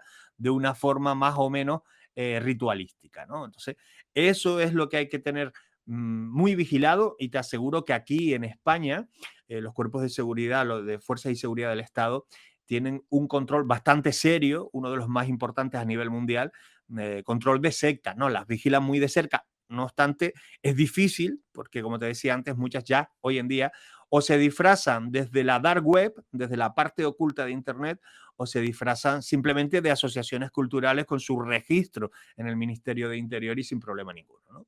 Claro, porque uno cuando también escucha el tema de Z, lo que bien has comentado, ¿no? El tema de, pues el objetivo final es acabar realmente y literalmente con tu vida, ¿no? Mm. Quitarte de en medio, ¿no? A base de rituales y disfrazado todo de, pues, de una atmósfera de esas características, pero también es verdad que se escucha muchas veces esos secuestros o esas familias desesperadas que no pueden contactar con sus seres queridos, pero que también son mayores de edad y están, ¿sabes? Que siempre cuando alguien desaparece, pues siempre se ha comentado eso, ¿no? Que fue una secta o que esa persona pues se perdió y vuelven a Exacto. lo mejor a lo largo de los años y aparece de nuevo, ¿no? Y ese tiempo pues ha estado secuestrado por personas con esta mentalidad.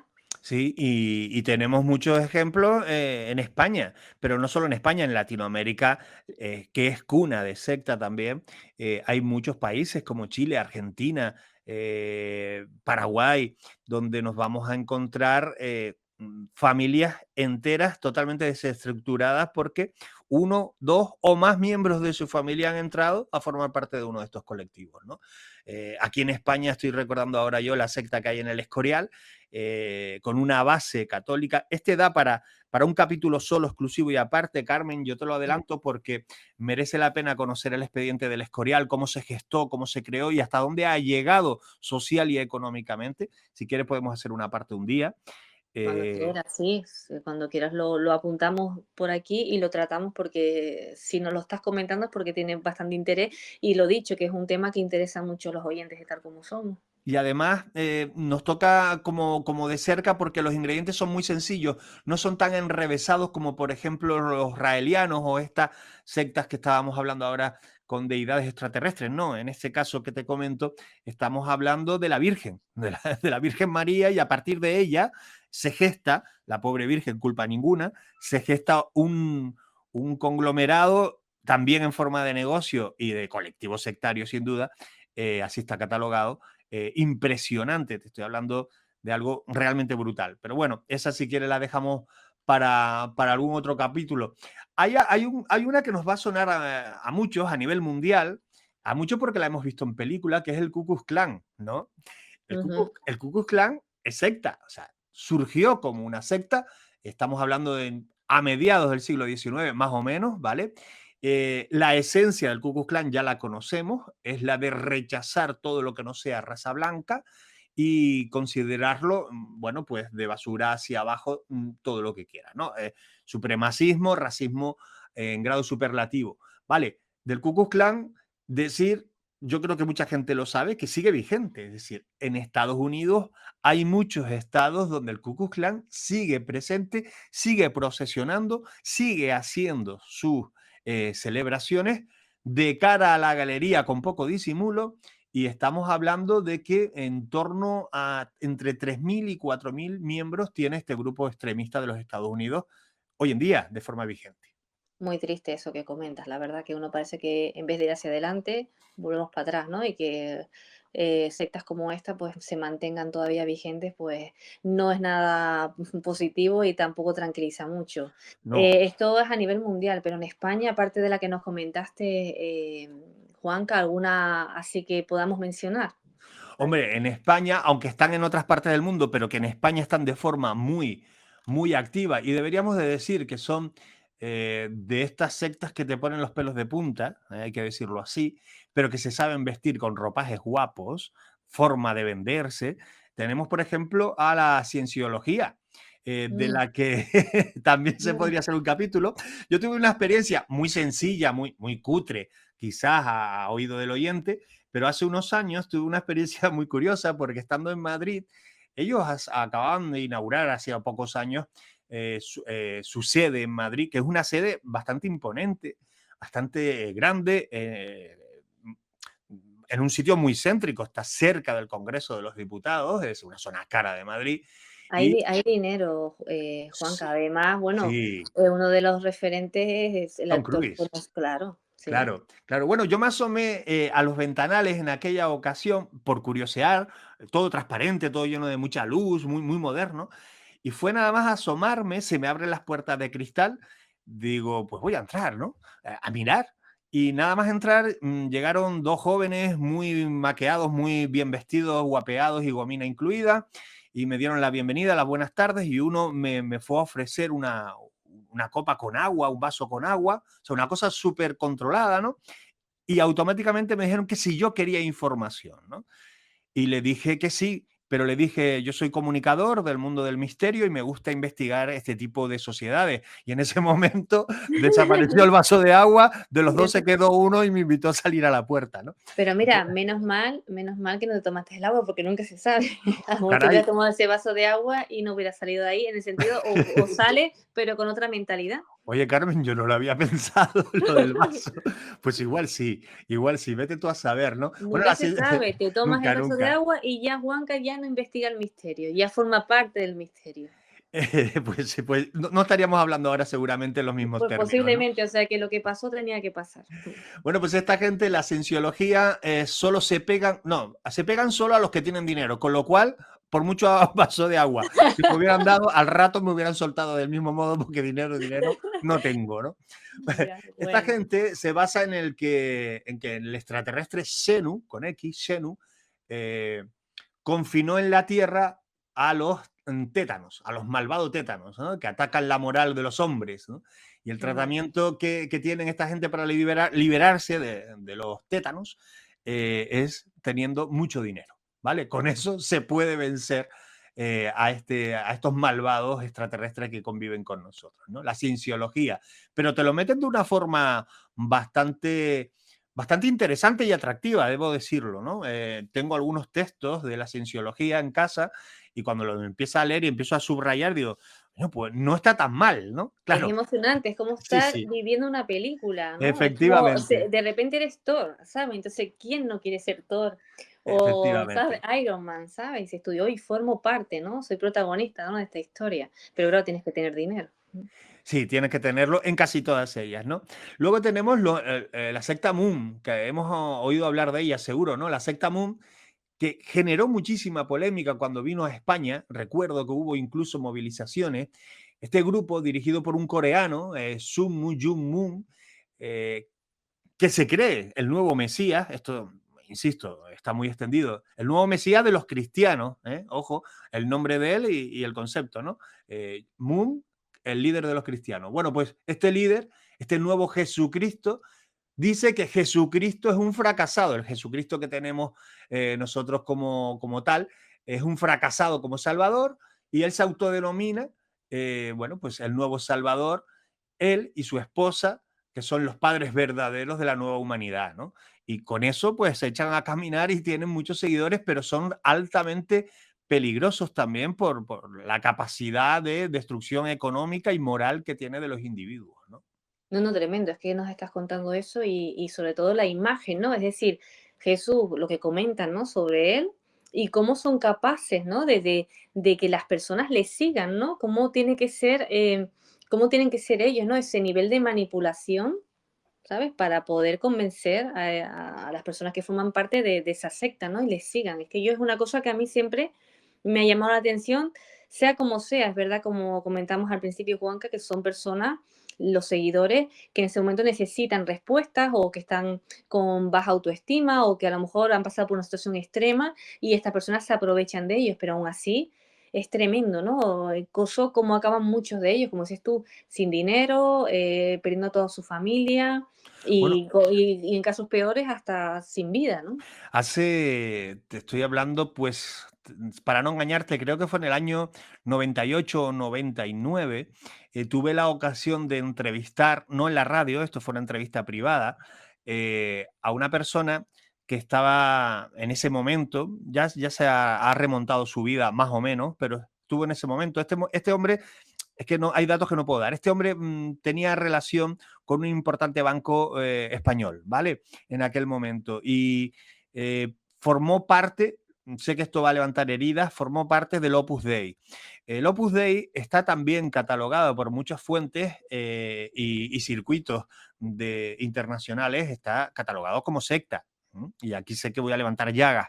Bueno, pues este hombre, en el momento en el que yo lo entrevisto, estaba viviendo bajo un puente de la autopista Tenerife Norte, ya llegando a la piscina municipal de Santa Cruz. Él estaba viviendo ahí, durmiendo ahí, pasó de un banco a ese estado por un nivel de degradación interna del Opus Dei, ¿no? Bueno, el Opus Dei, debo decirlo, esta institución perteneciente a la Iglesia Católica, funciona como un grupo de presión social y político.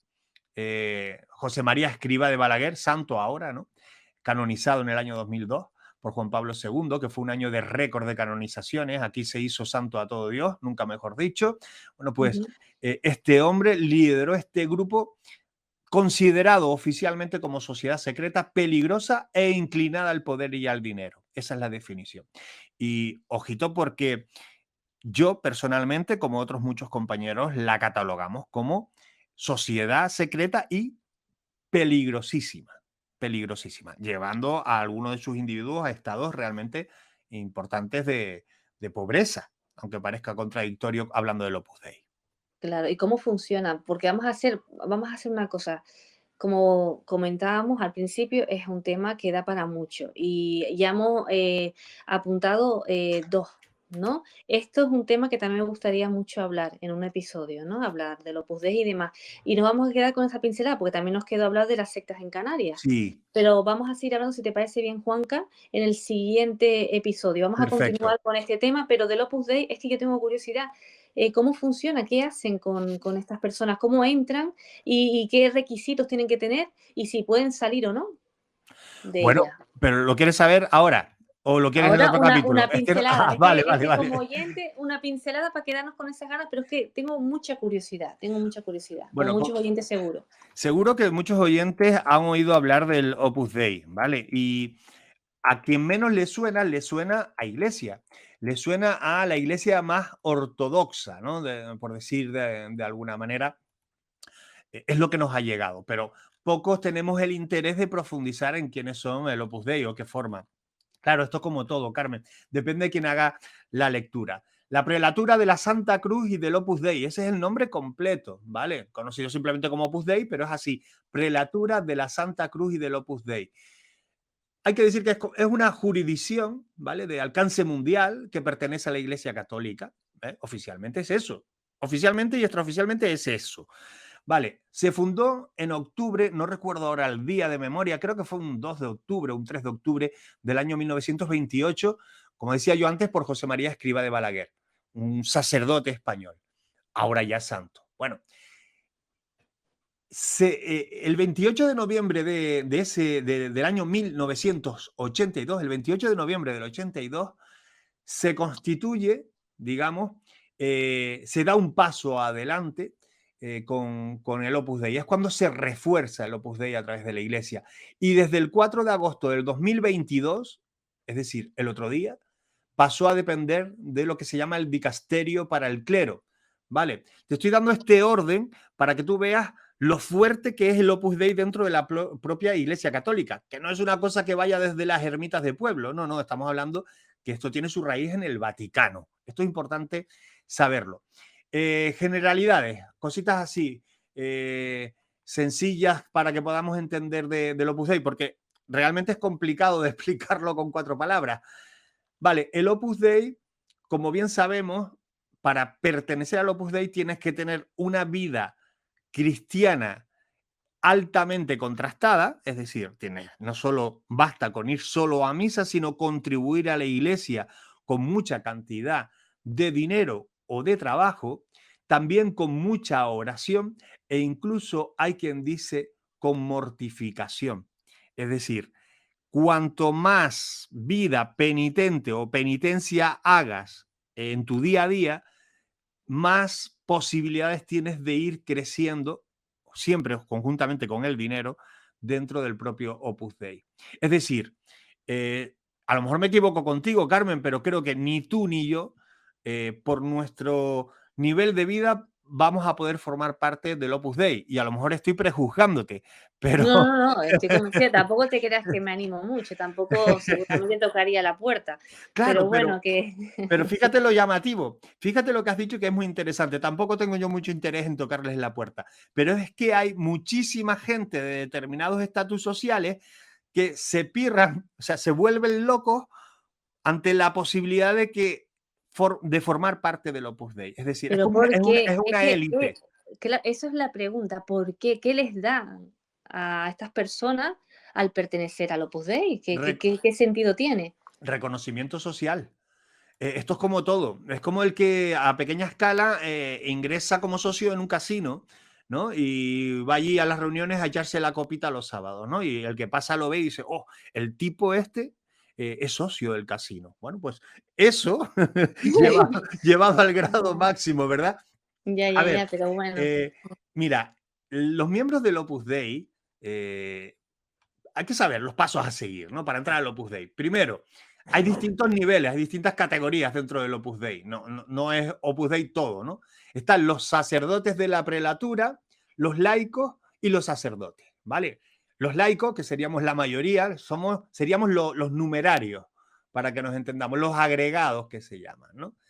Bueno, la gente del Opus Dei tiene fama de ser adinerada. Sí. ¿Por qué? Porque generalmente lo es, aunque muchos dicen que no es necesariamente una condición. Sin duda, lo es, tiene que tener dinero, ¿vale? Pero vamos a ver, tiene que tener poder, pero no tener poder personal sobre tu dinero. Tu dinero deja de pertenecerte, pasa a formar parte del colectivo. Ahí está uno de los ingredientes que nos suena a secta. Luego, la familia también la entregas. Tú entregas tu familia y tu trabajo a la congregación del Opus Dei, ¿vale? Es el centro de tu vida, pasa a ser el centro de tu vida. Tu familia y tu trabajo gira en torno al Opus Dei, a la idea del Opus Dei. Si tienes éxito en el trabajo, es por el Opus Dei. Si tienes éxito en el dinero, es el Opus Dei. Todo va a girar en torno al Opus Dei, ¿vale? Y luego, hombre, hay una cosa que los caracteriza mucho, es una característica general del Opus Dei a nivel mundial, y es que tienden a llevar a sus hijos a determinados colegios ya señalados, donde reciben una educación de acuerdo a sus creencias. Es decir, se adoctrina desde las aulas. Por eso podemos identificar a la gente del Opus Dei. Si te acercas a cualquiera de estos colegios, lo vas a notar, ¿no? Bueno, hay una serie de ellos, tampoco es cuestión de hacer apología, pero sí se adoctrina en las aulas. Ahora que está muy de moda eso de que determinadas corrientes políticas adoctrinan a los hijos en las aulas. Bueno, esto ya se viene haciendo de viejo, no es una novedad, ¿no? Vale, pues mira, están muy bien las pinceladas porque se generan muchas dudas. Yo te preguntaría un montón de cosas, ¿sabes? Porque vale, sí, tantas cosas. Capítulo aparte también, ¿no? Capítulo aparte, que lo vamos a tratar seguramente porque es otro de los temas también que sí se han comentado. Pues Juanga, ¿qué te digo? Que ha estado muy bien, que nos hemos quedado con ganas de más y por ello seguiremos en el próximo episodio hablando de secta. Perfecto. Vale, perfecto. Si te parece bien a ti, por supuesto. Fantástico, si me deja el líder espiritual. Muy bien, pues venga, pues un abrazo fuerte y hasta el próximo episodio, Juan. Un abrazo. Chao.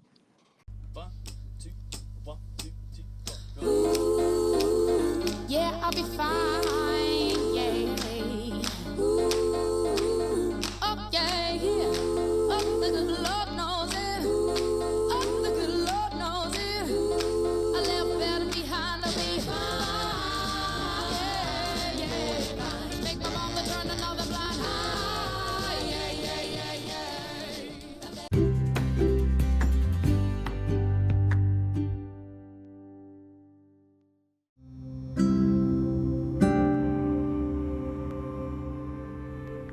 Dicen que viajar es vivir y nosotros vamos a descubrir esa experiencia hoy gracias a César Sar. Vamos a conocer todo lo necesario para viajar a Egipto.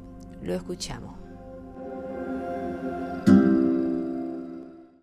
Como les comentaba, hoy vamos a tener a César Sar, que es el creador y el director de la serie de televisión de viajes El Turista. Lo tenemos aquí porque, bueno, es tanto el interés que genera Egipto que qué menos que contar con una persona como él que ha viajado por todo el mundo para que nos oriente, para que nos guíe, para que aquellas personas que quieran visitar el lugar nos diga o nos recomiende cómo podemos por lo menos empezar a planteárnoslo. Hola César, ¿qué tal? ¿Cómo estás? Saludos Carmen, ¿qué tal? Un placer compartir este ratito contigo y con todos tus oyentes.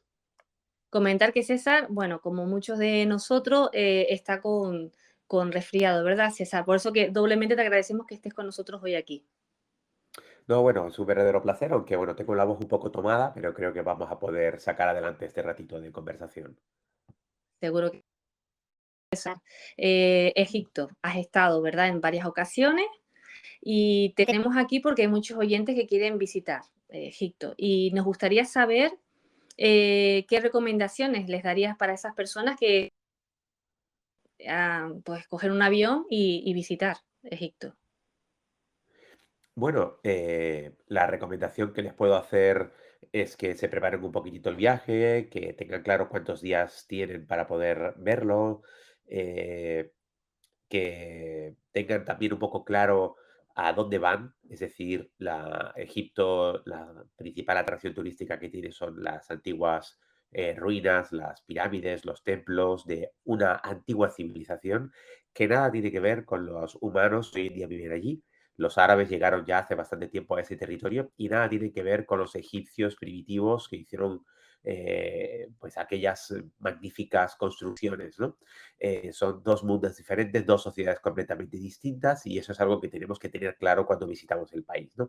Yo le diría a la gente primero, ten claro que vas a un país árabe, mayoritariamente musulmán, además, pero que nada tiene que ver con la cultura del antiguo Egipto, que es lo que suele atraer a la mayoría de los visitantes que van a Egipto, salvo los turistas que van a Egipto, por ejemplo, también al Mar Rojo, a hacer buceo, etcétera, ¿no? Pero la mayoría de los turistas quieren hacer un crucerito por el río Nilo, que te permite ver a ambos lados de la orilla de ese magnífico río unos templos sensacionales y quieren terminar o comenzar el viaje por el Cairo disfrutando pues de las pirámides de Giza y de todo el entorno que allí hay.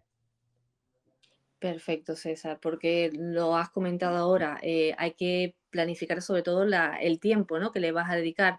¿Qué tiempo recomiendas tú que dedique la persona que visita Egipto para que la Pues mira, disfrute del lugar? para verlo de puntillas, solo de puntillas, haría falta una semana recorriendo algunos de los puntos más significativos. Si quieres ver Egipto añadiendo lugares como los templos de Abu Simbel, por ejemplo, haciendo una noche en los templos de Abu Simbel, que tiene un espectáculo de luz y sonido por la noche que es sensacional, pero que te obliga a dormir allí, ahí ya vas a necesitar 11 días de viaje como mínimo, ¿vale?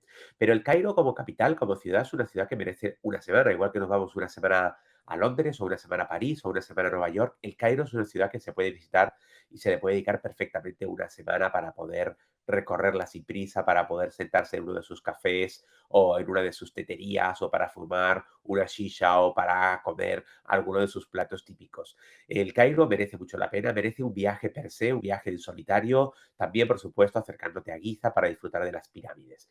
Pero ya te digo, yo recomiendo el típico viaje a Egipto para poder tener una pincelada general y poder ver los principales templos y monumentos de interés. Es un viaje de 11 o 12 días donde no vas a tener tiempo para parar mucho, es decir, vas a estar siempre en movimiento, siempre vas a estar haciendo algo, pero por lo menos vas a poder ver el 80% de las cosas que merecen una visita en aquel país. Perfecto, César. Y hablando de tiempo, también de en qué estación o en qué momento del año es más recomendable visitar Egipto. Mira, Egipto yo les diría que se puede visitar todo el año menos en junio, julio, agosto y septiembre. Esos 4 meses son muy calurosos, sobre todo el de julio y el de agosto. Hace un calor realmente infernal y yo no recomiendo a la gente viajar en esa época. En los últimos 2 años he estado 3 veces en Egipto y he estado en las 3 últimas ocasiones, además, he estado en Egipto en los meses de enero, febrero, marzo, que son unos meses muy agradables, son unos meses donde al sol se está bien y a la sombra puede que haga un poco de fresco. De verdad que se agradece mucho caminar por las calles del Cairo y a la sombra sentir un poco de fresco y tener que ponerte una rebequita, porque cuando caminas por las calles del Cairo en julio, da igual la ropa que lleves porque el calor es infernal, incluso a la sombra, donde se alcanzan temperaturas superiores a los 40 grados. Así que mi recomendación es visitar Egipto en enero, febrero, marzo. Son unos meses fantásticos, no hace mucho calor, tampoco hace mucho frío y hay pocos turistas y los templos están menos visitados y por lo tanto puedes disfrutarlos dando un paseo sin tantas aglomeraciones. Y bueno, César, tú que has viajado mucho, ¿alguna anécdota que nos puedas contar de Egipto? Bueno, anécdotas de Egipto, uf. Bueno, te puedo contar, por ejemplo, que estuve justo el enero siguiente a la pandemia, es decir, la pandemia fue en Sí. marzo del 2020 y yo estuve en enero del 21 en el Cairo, pasando una semana entera en el Cairo. Y dormí Sí. además en un hotel pequeñito, familiar, que estaba justo enfrente de las pirámides de Giza y tuve la ocasión de entrar, por supuesto, al recinto de las pirámides y entrar a la gran pirámide de Keops sin ningún turista dentro, es decir, accedí al interior y llegué hasta la sala principal y no había ninguna persona, es decir, no estaba ni siquiera el vigilante y pude estar en esa sala completamente solo, como había estado años antes, por ejemplo, Napoleón Bonaparte, que tuvo la oportunidad de dormir en el interior de la pirámide, ¿no? Pero bueno, salvando a las distancias, porque yo no pasé la noche allí, evidentemente, pero sí pude pasar allí media hora en absoluta soledad, sin nadie más, sin ningún otro turista y ni siquiera el vigilante de las pirámides, porque era el único turista allí y el señor no quería entrar porque no quería darse el paseo hasta esa cámara principal donde está el sarcófago. Y la verdad es que la experiencia fue muy especial. Fue una experiencia, podría decir que mágica, ¿no? Una experiencia fantástica porque sabía la importancia que tenía el lugar, porque lo había visitado en otras ocasiones y las circunstancias sociales de aquella pandemia me permitieron ser el único turista en aquel momento en el interior de la Gran Pirámide. Genial, pues sí, pues una gran anécdota. César, bueno, comentar a los oyentes que bueno, que tu serie de televisión la pueden ver. ¿Dónde la pueden ver ahora mismo, César? Pues mira, la televisión, la serie del turista ha estado hasta hace poco en Canal Viajar, que hemos sido además la serie de televisión de viajes más vista de la cadena. Estamos también en la televisión autonómica, estamos también en los aviones de Air Europa, estamos en Estados Unidos en Ultradocu y en Hit N, estamos también en Tailandia, estamos en South Corea, estamos también en Rusia. Y bueno, esos son los lugares en los que en este momento se puede ver la serie de televisión El Turista y estamos a la espera de poder contar próximos estrenos, pero todavía no estoy en disposición de poder contarlo, pero Bueno, vamos, será una alegría compartirlo, sí. César, ya no sé, bueno, ¿qué lugar del mundo que te quede ahí por visitar? ¿Te queda Bueno, alguno? muchísimos, porque sí, claro, yo no soy un coleccionista de países, hay personas que se dedican a viajar para coleccionarlos, que nunca repiten países. Yo repito muchísimos países que me gustan mucho. En Italia he estado muchas veces, en Francia he estado muchas veces, en Estados Unidos, en India, en Tailandia. Hay países que me gustan y que los repito. Yo he estado en 122 de los 190 y pocos países que hay en el mundo. No pretendo visitarlos todos, hay países que no tienen realmente demasiado interés y no me dedico a saltar de un país al otro para coleccionar destinos.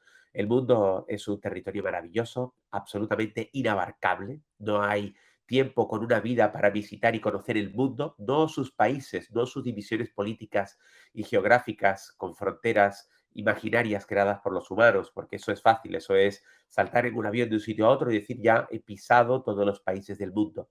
Porque el mundo son sus territorios, es decir, cuántas veces necesitas viajar a España para decir que conoces a España. Un turista estadounidense que pone los pies en Madrid y en Barcelona puede decir que conoce España. Un turista que solamente ha ido a Gran Canaria puede decir que conoce Canarias. Esto nos pone de manifiesto que el mundo es inabarcable, sus territorios son prácticamente incontables y evidentemente con una sola vida no da para visitar todos los rincones que merecen la pena en este punto, ¿no? En este planeta. Así es que bueno, me queda muchísimo mundo por conocer. Soy consciente de que no me va a dar tiempo en una vida, pero bueno, voy eligiendo hoy aquí, mañana allá, y por supuesto me encanta repetir, porque la sensación que tienes cuando entras en un lugar como por ejemplo la Basílica de San Pedro, o cuando estás en un atardecer enfrente del Taj Mahal, o cuando disfrutas de un amanecer en el Cañón del Colorado, es algo que siempre quieres repetir, por mucho que ya hayas tenido la oportunidad de disfrutarlo con anterioridad.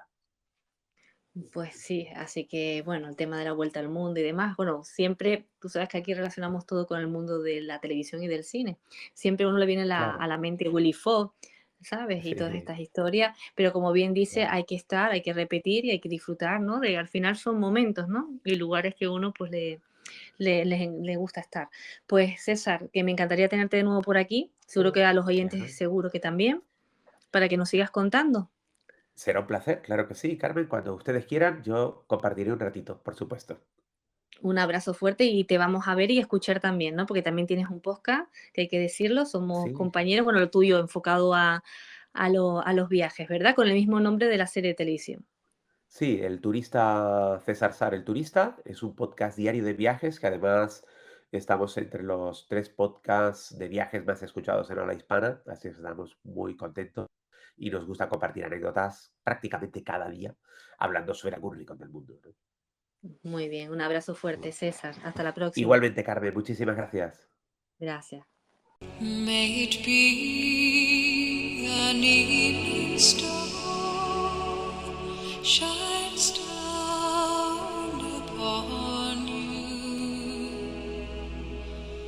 May it be when darkness falls, your heart will be true.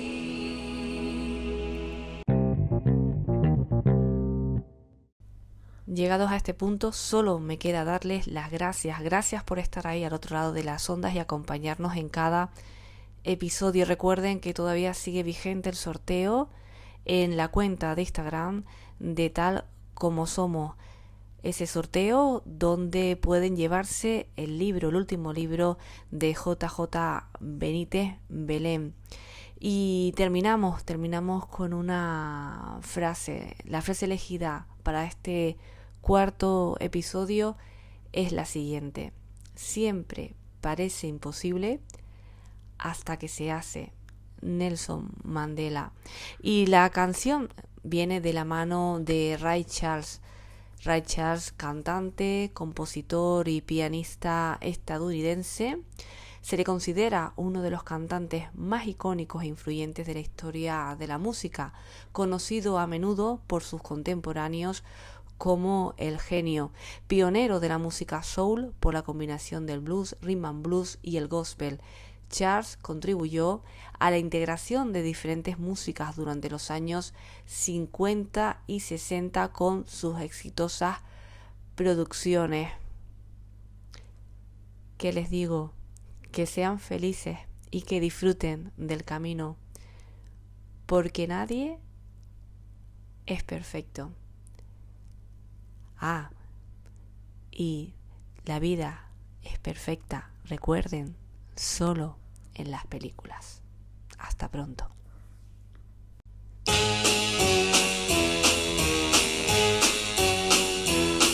Hit the road, Jack, and don't you come back no more, no more, no more, no more. Hit the road, Jack, and don't you come back no more. What you say? Hit the road, Jack, and don't you come back no more, no more, no more, no more. Hit the road, Jack, and don't you come back no more. Oh woman, don't treat me so mean. You're the meanest old woman that I've ever seen. I guess if you say so, I'll have to pack my things and go. That's right, hit the road, Jack, and don't you come back no more, no more, no more, no more. Hit the road, Jack, and don't you come back no more. What you say? Hit the road, Jack, and don't you come back no more, no more, no more, no more. Hit the road, Jack, and don't you come back no more. Now baby, listen baby, don't you treat me this away, 'cause I'll be back on my feet someday. Don't care if you do, 'cause it's understood. You ain't got no money, you just ain't no good. Well, I guess if you say so, I'll have to pack my things and go. That's right, hit the road, Jack, and don't you come back no more, no more, no more, no more. Hit the road, Jack, and don't you come back no more. What you say? Hit the road, Jack, and don't you come back no more, no more, no more, no more. Hit the road, Jack, and don't you come back no more. Well, don't you come back no more. What you said? Don't you come